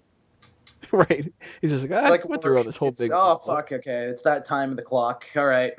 Peach will be Woof. fine. I don't need to fucking go through all this effort. Bowser never does anything that actually hurt her. After all, we're tennis mean- buddies. Yeah. When it's like, you know, hockey season, they go on, they play golf. You know, with Mario and Bowser, when they're on their off season, they just hang out, Yeah. and play games. They're like, good old times. Remember when you stole my girlfriend? Yeah. Remember that time I nearly fell into lava because of you and your plots? Oh, so It's like, funny. yeah, you're that asshole that fucked up my bridge and made me fall into a pit of lava, huh? I'm gonna fuck you up in Mario Kart. I'm gonna take that trophy. Oh, man. So, what do you guys think about Mario Maker? You interested in it? You gonna Yeah. get it? You gonna That's. just play the old ones and not have to do all the work? I would say, like, when I get a Wii U and there's Mario Maker, I would probably be interested in buying it just to make my own Mario levels. That sounds like something that intrigues me a lot. I Mhm. very much enjoyed seeing that trailer at E3. Piqued my interest. Like, wow, we're going from playing Mario to building Mario. Generations of gaming. What's next? Being Mario? Yeah. I'm still waiting for that big first-person overworld Mario. That's where it needs to go. The next level is just gonna be you send them a check and they mail you some mushrooms. All right, now it's a Mario Party. This is how you will create the next game. Gotcha. They're like, you'll Follow just the imagine it. instructions. Just imagine the game. Just That- take the that's what the- mushrooms. That's what they're Imagine gonna you can throw do. fireballs. Nintendo's just gonna take levels that people create and just put together a new game or put together a game and call it a new game based on those levels. Mario Maker Classics or something like that. The Lost Levels. That'll be the new Lost Levels. No, we did these. They'll be like, I'm Lost- pretty sure that this person did it. More- No, he didn't. Loster levels. Even more More Lost Lost? Levels. The Lost Leader. Lost next levels. That'd be a way to get around it. Or it's just Lost with Mario characters on an island. Yes. Some more Nintendo stuff. We have Yoshi's Woolly World. The Yes. fuck? Eventually had the project name of Yarn Yoshi. It's practically the art style is very much like Little Big Planet. Yoshi looks all yarny, like he's sewed up and just a little plushie that runs around. It did give me very much big LBP vibes, as if it's Nintendo's answer to it. Looks pretty fun, looks interesting, cool little platforming game. I'd actually buy it. I'd pass just on the name alone. Really? Well, Just because they couldn't have thought of anything better from Woolly World. That sounds like a I actually knockoff think version I actually of think the- Yarn Yoshi was a better title, Yeah. but that's just me. But Woolly World. It's Maybe cool, should man. be- I could tell my cousin to bring that idea up. You know? Maybe it should have been Yoshi's Epic Yarn. What's with Is yarn Yoshi a and cat wool? now, or what? What is this? Yarn, wool. What is this shit? I mean, it's. I mean, I don't know. Like Nintendo. Here's the thing. I got into a discussion with this guy in my class a few years ago. Not my cousin, and he just said something that it kind of made sense, but I was kind of upset about it. I mean, Nintendo's always been awesome. The gameplay is always amazing, no matter what game they put out, like, with some exceptions, of course. But he said, it was back in that PlayStation versus Nintendo 64 kind of thing, where everybody was like, "Oh, PlayStation's so much better because games are cooler and stuff." I'm like, "What do you mean? No.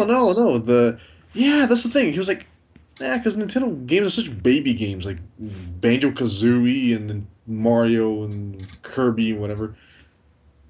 I was like, he's right. Like, everything is so cute and fuzzy with Nintendo all the time, and it was a huge step for them to have what did they do? Back in the day, they had a Killer Instinct released, and they published Killer Instinct, and they allowed blood on Mortal Kombat 2, and then they also. Then some Star Wars games from the 64, and that's it. Then they continue on this tradition where everything is cute and fuzzy all the time. Well, they have Bayonetta 2 coming out for the Wii U.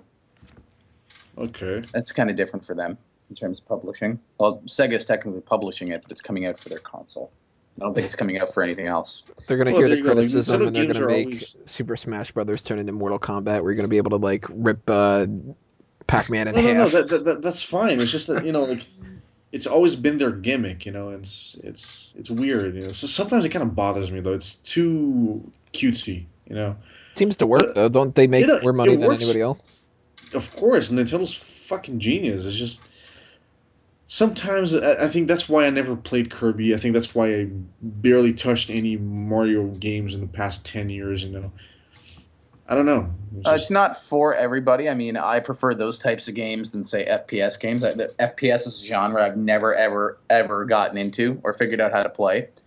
Well, it depends on So, the game. I understand you're not getting into FPS. I mean, FPS is not an easy genre to get into unless you just love killing people. Like, you love death matches. You know what I mean? Co-op, that kind of stuff. I mean, FPS, the charm of FPS is dead to me because it was, first of all, FPS came out with Wolfenstein 3D and then Doom, right? Mm-hmm. It was friggin' fun. You were killing a bunch of zombies, you're demons, and you're in hell, and it's awesome. And Duke Nukem, you're fighting aliens and shit, Shadow Warrior, Blood, and then Quake. Quake was awesome. It was a whole revolution because that's when the 3D really came into being with FPS. It was the first genuine FPS. But I have a problem in shooting. I know it's just make believe, but Call of Duty, I have a problem shooting at Afghan insurgents or Somalian uprising because this shit is actually happening. People are actually dying right now. Yeah, it really seems like it's exploiting the issue. Yeah, exactly. It Yes. bothers the fucking shit out of me. I'm not gonna get political or anything at all. It's beyond that. It's just It's a moral common stand. sense. Exactly. It actually bothers me to play this game. I can't do it. I can't even do. I have no problem shooting Nazis. No offense. No, I don't want to offend anyone, but I have no Offend the problem playing Nazis out old there. games. I don't If have we no- offend yeah. any Nazis out there, fuck I you don't guys. have We're any- Nazis. I don't have any problem, playing the old Call of Duty games and shooting at the gray uniforms. Like I don't have any problem with that because it was the last war that was kind of justifiable. You know what I mean? Mm-hmm. And nowadays, it's all about oil. So I have a problem shooting at guys who are fighting for their homes because like. And just for survival in general. Yeah, exactly. I don't like that at all. That's why I think Battlefield and the last Call of Duties are pure shit. So you'll definitely be opening night getting Call of Duty Advanced Warfare. I actually, my cousin told me it's pretty cool, so I'll think about it. But here's the thing: FPS is not totally dead because stuff like BioShock is amazing. And it's not even, when you think about that, it's not even a traditional FPS. It's just first person. It's the story and how they implemented the gameplay that made it truly unique. So it's Exactly. Yeah. Mean, there's a, but I mean, BioShock is, again, I'm shooting at monsters and things that I have no conscience about. And it was weird. The first time I played Call of Duty, these new ones, my friend was like, "Dude, play Call of Duty, whatever it was. I think it was Modern Warfare or something. Trust me, it's awesome." I'm like, "Okay." I was like, "Sure, I've played the World War II ones before," so I was like, "Okay." So I start playing it, and I'm like, "Well, I'm in Afghanistan shooting at some guy who I know is defending his family." I mean, he's probably not. He's probably not Taliban. He's probably a guy whose family was killed by some rocket from, I don't care what, British army or something, or American, whatever. So it just bothered me. But BioShock, and then when I played BioShock Infinite, I was like, wow, FPS is very much alive, very much alive. I mean, the intensity of As a matter of fact, I just read about a game that's coming out. It's an E3. Is it something with Rapture in the title? Could and it, I don't you know know. what? It could even be a new BioShock game for all I know. Off the top of my head, I'm not sure. The Yeah, only ones, the other first-person shooter things that I was, there's the Halo things that's coming out, Halo 5 Guardians and Halo Master Chief Collection. But Mhm. that's the thing. I don't know if it's a shooter. It's definitely FP, but it's not. I don't know if it's the game's we in don't know about first the person. third initial. You just don't know if they're shooting. Yeah, maybe kind of like an Amnesia kind of thing. Yeah. But no, I think it's FPS. I saw the abbreviation, I think. I don't dare touch my computer. You guys know it's all messed up. But if you guys want to look it up, it seems really promising. I read some stuff on it, and I just think the FPS is very split between this whole brainless kind of like co-op where Call of Duty recycles itself, and Battlefield's going to start recycling itself inevitably, until the point where you're finally going to put on goggles and a suit, and you're going to go into virtual reality where you're actually a soldier, and then short of that, join the fucking army. It's gonna be, instead of you get the wrong game in the mail, you'll be like, oh, I sent Nintendo money for this, and they were supposed to give me the mushrooms. They gave me a gun instead. What the fuck's happening? Why did they say have fun with this? Did you know that Send me a Activision pistol? actually What the fuck? Activision had a they were mailing out brass knuckles to promote I'm not kidding, to promote Mafia 2. They were sending them out to like magazines and stuff, like Game Informer and the That's press hilarious. generally. And it's a felony in California because it's that brass knuckles are illegal like in 40 something states or something. Wow. And I mean, I don't know if they knew this or not, but I don't think that they they're mailed legal a in New weapon. Jersey. So what we had, the Yoshi thing. We have a new Legend of Zelda game. You excited about that, Braden? Yeah, it looks really, really good. And I think it's also the first HD Zelda game. So I don't think Skyward Sword was the last home console game for the Wii. And it looks like it had this huge open field. Looks like you can explore a lot of land. They told us like everywhere you've seen on screen, and it was this gigantic field and just this huge space, a big blue sky, plenty of room to go, and you could go all the way to the end where the trees are. It's supposed to be this big, huge open world game. They didn't really show much more than that, and then a couple of like just what happens to Link because he's riding on his horse or whatever. And just, I don't know, it looks really, really interesting. We didn't get to see all that much. I'm pretty sure it's still in the very early stage of development, but it's huge. Like Legend of Zelda, whenever it comes out for any Nintendo console, whenever they have a new one come out. When it came out for the Wii, it was huge. And it came out especially for the Nintendo 64, it was especially huge. And for the Wii U, I'm sure it's going to be an enormous, big hyped game, and it'll get even more exciting as you get closer and closer to the release date, and you get to figure out more information and what kind of maybe levels we're going to get or where you can explore. And just when you get to figure out more concrete information, things will be more exciting. But for now, for what they showed, it looks like you're going to be able to explore in this one way more than you ever were before because the technology's there to be able to do that. Like we see with games like Grand Theft Auto 5, you can explore and go to huge different spaces. Like the maps are enormous now compared to, say, when you were on the Nintendo 64 for the Zelda games there, for Majora's Mask and Ocarina of Time. I'm sure they wish they could have a giant big thing when games first went to 3D, but there were obvious limitations with the technology. Same with even the Wii. You know, the consoles now can do more. So is a pretty big step for Legend of Zelda. It's probably going to be the biggest one in terms of exploration, and looks really exciting. We'll get to know more in the future, though. Ronnie, Eddie, thoughts about Zelda? That really covered it. I don't know what I can Yeah, add pretty to that. much. Let's see here. Toss out two quick things. I don't think we have too much to talk about. Middle Earth, Shadow of Mordor. Still trying to get that fucking series. What the hell with Lord of the Rings? Well, here's the thing, man. It's a cliche series, right? It's the cliche of all fantasy series. It started everything, and if it wasn't for Lord of the Rings, there wouldn't be any Warcraft. There wouldn't be any Game of Thrones. There wouldn't be any Skyrim. There wouldn't be anything remotely involving fantasy. There wouldn't be any Dungeons and Dragons. I'd pass on all those. That's yeah, not all right, my man. So thing. you don't dig dragons, I get it. But Yeah. the Hell with like dragons. I don't know. Like I have an odd kind of nostalgic feel about medieval culture. I don't know why. I like it. I like maybe it's the music. I like medieval music. And it's not just you. It's a huge. It's got an enormous fan base. A lot of people really dig Yeah, it. but I was a hipster, man. I used to like that stuff in Warcraft before Warcraft 2 came out. Back when I was like 12, I used to love like medieval stuff, the castles. I watched The Name of the Rose, starring Sean Connery and Christian Slater, like his first major role, I think. A movie from 1987. It's a German-French production, I believe. I really recommend it. It's basically a police detective story taking place like during the Inquisition, like in the 12th century Europe, something like that, about that period. And I don't know what it is about it. I love the period of the Middle Ages. As dark and as nasty as it was back then. I don't know. There's something about it. And then taking something like Lord of the Rings that mixes that kind of like a chivalry kind of attitude with Irish culture, with Scandinavian mythology. It's fucking beautiful.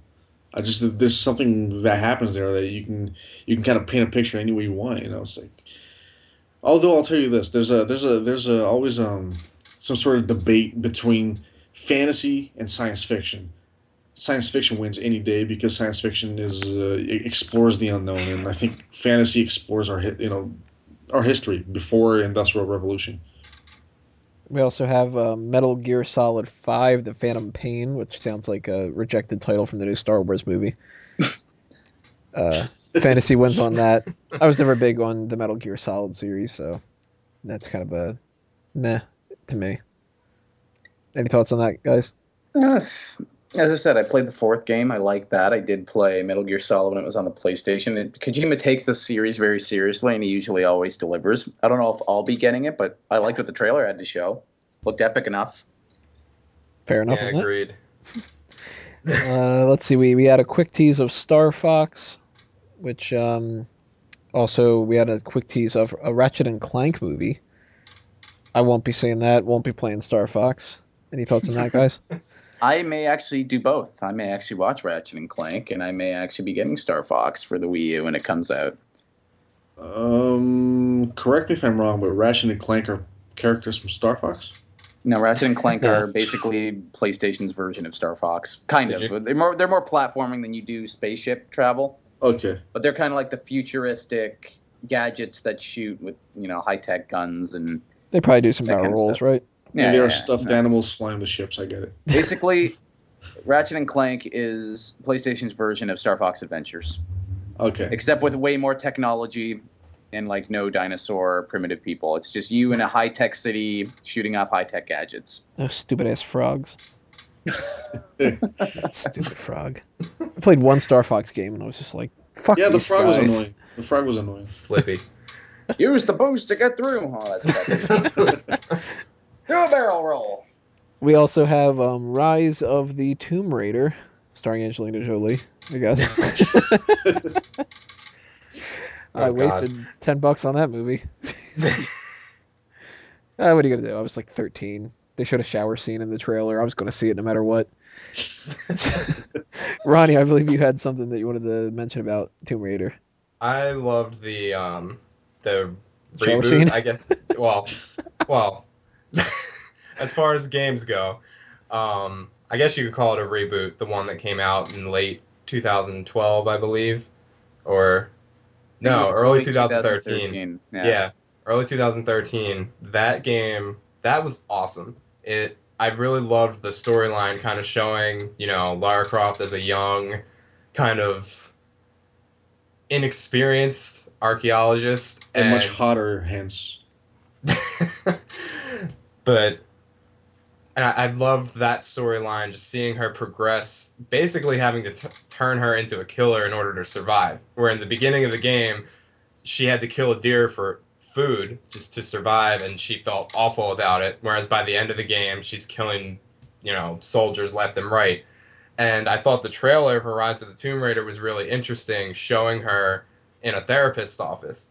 So maybe she has some sort of PTSD going on here. And I feel like that could be a really interesting story point for this sequel. Maybe having some cutscenes showing her in the present, kind of in this therapist's office, and then we see in between those cutscenes gameplay, from the past, showing what has led up to this. And I just feel like there's so many possibilities there. And since I loved that first game so much, I'm really excited for this one. Yeah, let me just add to that. That game, I mean, just when you think, games, adventure games aren't really going to become any more innovative. There was something about Tomb Raider that really caught my attention, and it's just the way the directing. I mean, there's no other way to call it. It's directing. It's fusing Hollywood and video games, and it's happening at a really good level now that technology finally caught up. And it's a cinematic experience. You're almost playing a movie. The cutscenes are really well done. I thought the acting was well done. I thought the voice acting was pretty good. I did find one flaw though. That is that Lara Croft's psychology is very wrong. I thought she was too artificial. She's too perfect as a woman. She's nice. She's that girl next door, but she kills and she's super hot and she does all these things. And she gets thrown against the side of a cliff. She gets bitten. Everything happens and she's still standing and running around. There's a limit there. I think they should have not made her too amazing. She's, I don't know. I think her psychology is just not very properly laid out. It's too. You can tell the writers are just like they really focus on the storyline and not so much the character development. But I think it's for video games. I think it's too soon. Then you see crap like Mortal Kombat where the characters are like, "Yeah, I'm gonna beat you up." Character development. Character development. There's just one more thing I want to say about killing the deer and being sorry about it. Women love animals. So that side they got correct, right? Oh, poor little deer, but I'm going to kill that son of a bitch over there. I honestly, every girlfriend I ever had was like, oh, I love animals, but I hate people. Well, there's the kick the dog rule in general. You could kill like 1,000 people in a movie and still turn into a good guy. You hurt a dog one time. You don't even have to kill a dog or whatever, but you step on his fucking tail on purpose. Right, and the people are like, kill that fucking bastard. Instant heel turn. Right. It's true. Yeah, but otherwise, the new Tomb Raider, I welcome it. Totally. So we kind of ran down pretty much all the games that I can think of. There's one other big thing that had been announced that I see a lot of people talking about, and that's PlayStation TV, as well as they're going to have an original TV show for that, Powers, which is based off of a graphic novel. So for those comic book fans out there and the people that were interested in more the tech side of things and all that, PlayStation TV. We're gonna get another thing that's kind of like Roku, another Apple TV kind of thing. All this stuff to me all just seems like such a fad. I know that we're getting to a level where we're gonna have that be a standard, but it seems like everybody's just throwing crap out there and just hoping it sticks. And it's kind of like what happens with when you do like the whole Betamax VHS thing. Like you're gonna have to wait until something blows everything else out of the water, and then everybody just gets that. Because man, you've got PlayStation TV, Apple TV, Roku. You've got all these different ways of downloading TV and smart TVs and these other services and all that. And you're just an overabundance of this. So how many people are really going to get PlayStation TV? How many people are really going to, switch from one service to another or something? It's worth trying. And maybe they've got like some big plans. Maybe this is going to, PlayStation 5 is going to be kind of like a combination of the two or something. But first steps towards something. Maybe it'll be good in the future. I don't know. Powers, I have no clue what that is about, but if it's about superpowers, then maybe I'll try to figure out a way to check it out because I like that stuff. It's practically, I seen a bit of the promotion for it. I wasn't really paying too much attention, but I did pick up that it's basically like Heroes or something. In a reality where if like everybody had superpowers, how they would be, how society would be, how things would go, the more extreme powers, the lesser not cool powers. It's basically everyday life with a bunch of superheroes, basically The Incredibles. Except more of like a sitcom sort of deal. That kind of thing. That out. That seems pretty interesting, actually. Yeah. Mm-hmm. Might be terrible, might be good. Who knows? I mean, it's that free kind of story. for PlayStation Plus members. It's free. There's the whole first season will be free, so I'll probably check it out. Might as well. Who knows? Maybe we'll have reviews of that on Fanboys Anonymous in the future. So, other than that kind of stuff, let's just do one recap thing here. Who do you guys think basically won E3? Everybody always uses that term. What's the big takeaway of this whole thing? Braden? Nintendo.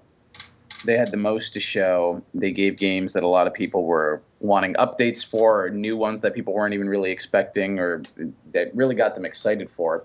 They really they just showed off everything that needed to be shown for them as a company. They delivered for their fans. I think Sony had a lot to live up to from its previous year's conference, and it didn't end up working out for them this year. To me, it came off very, very underwhelming. And as far as I'm concerned, EA was awful, Microsoft was meh, and by default, I mean, really, Nintendo proved why I think they're probably the best in the business. Clearly, they had the most people talking about them at the end of the event. I mean, we spent a good portion talking about them here in this little show. So, true. Nintendo for me. Ronnie, who do you think wins? I agree. Nintendo definitely is. Sony. I mean, I wrote up my article about my 5 favorite things from Sony's conference, and only 2 of those 5 things were PlayStation exclusives: Little Big Planet 3 and also Uncharted 4, which we didn't really talk about. But that's true. There's not a whole lot to say about that yet, since all that we really got was a subtitle reveal, Thief's End, and that trailer did look really good graphically, and apparently it was rendered in-game, so that was not, a CG cutscene. So if that's the case, then I have really high hopes for how this game is going to look. Then if that's actual graphics, my goodness, I thought it was a cutscene. I really didn't. Yeah, if we can just basically talk about it for a second. I mean, we wouldn't really say much more about Uncharted than I did about Zelda. That's a nice little thing, but we'll be more excited once we get to know more about it. Mm-hmm. Agreed. But other than things like that, Sony didn't have a whole lot going on. They also threw out a quick little throwaway reference to their virtual reality thing, Project Morpheus, but they didn't explain anything about it. They just said, "Oh yeah, this is a thing we have. You'll find out more about that in the future." That was literally what happened in that moment. Yeah, this. Yeah, it's like, "Hey, there's this. Okay, moving on." But that it was things like that Sony definitely had a weaker year than they did last year, and Microsoft definitely had a better year than they did last year after that atrocious Xbox One reveal. But they they did better, but I still think Nintendo just blew them out of the water. I'm definitely more excited about what Nintendo has to offer in general than the other two. Considering that I was kind of middle ground on the Wii U, I didn't know. I mean, this event really was going to show me if they have a lot of good stuff coming out for it. Now I'm kind of sold on the console more than I was, say, a year ago at last year's event. I think they did good all around. Oh yeah. Eddie, who do you think wins? Yeah, Nintendo. It's a no-brainer because it's too much stuff. Even if half of it doesn't turn out to be awesome, it's just the other half is going to be awesome anyways. We know that. It's a company that's been tried and tested for how many generations of consoles now? Like Nintendo, Super Nintendo, Nintendo 64, GameCube, like 7 generations of the consoles. I mean, who's anybody kidding? It's definitely them. I think EA is I'm trying to grasp onto something.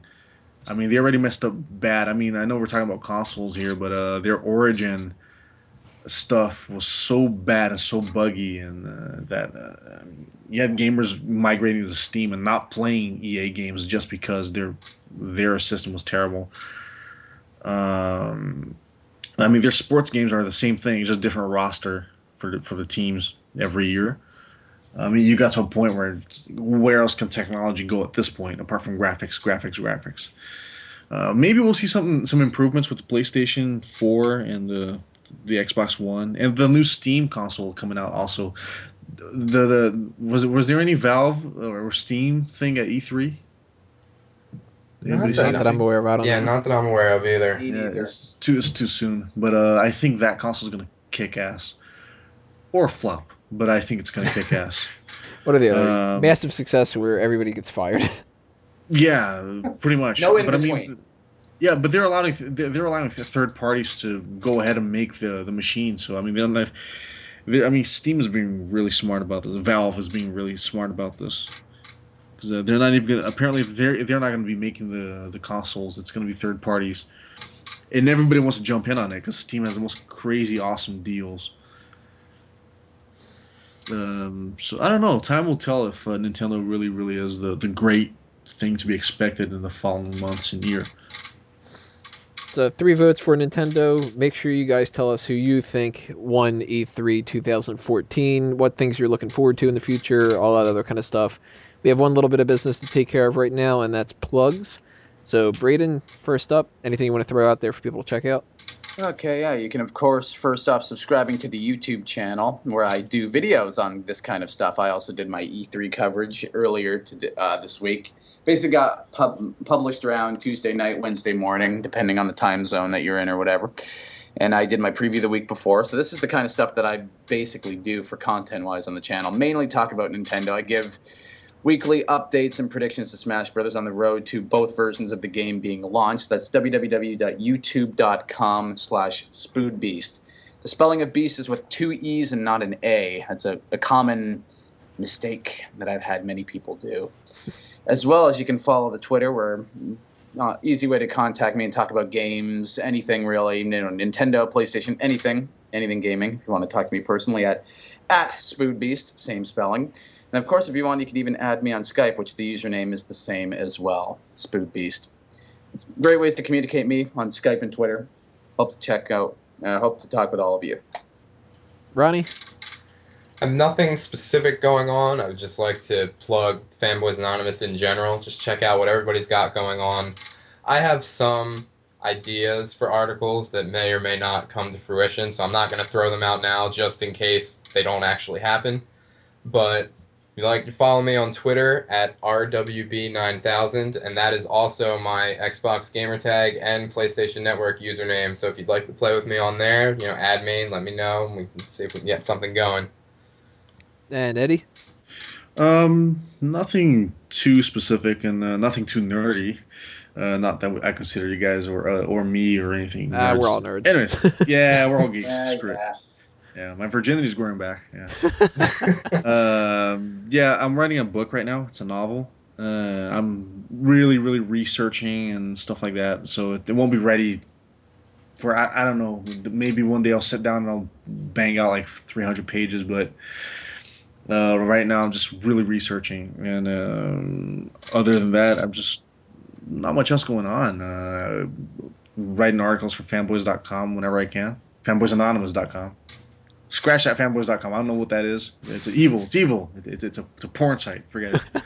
Oh crap! Now people are really gonna check it out. Oh man, I better stop talking.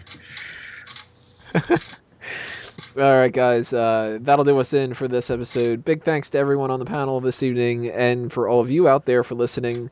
Stay tuned to everything else coming your way, Fanboys Anonymous. I mentioned a couple things before, but a little recap. We've got For Real Movie Club once a month where we break down 4 movies that are of a particular genre or topic.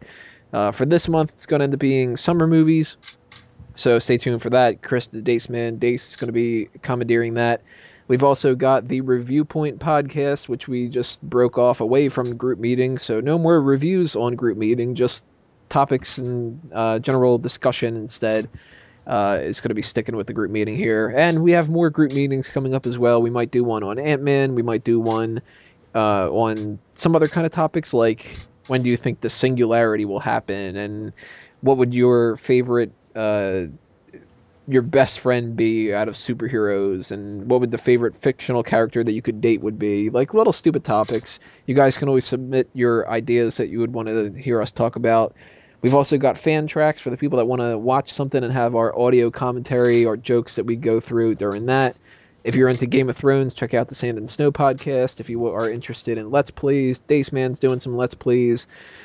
We've got the articles as well, so on and so forth. iTunes and Stitcher you can check out. Make sure to subscribe. Your cousin told you to, so you should do it. We've got the, you can like the channel, the Facebook account, Twitter account. Find us everywhere, a mango tree sprouting all over the place. You'll find a whole bunch of stuff to go under. And if you're interested in joining the team, becoming a fanboy yourself, hit me up on that contact form on the website. Shoot me an email, send in your application, and we'll start talking.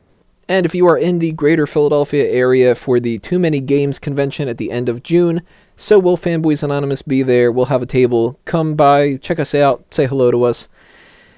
On behalf of all the fanboys and fangirls that couldn't be here and the panelists that were able to be here, I'm Tony Mango, and no matter if it's good or bad, for life, I am a fanboy. This meeting is adjourned. See you next time, everybody.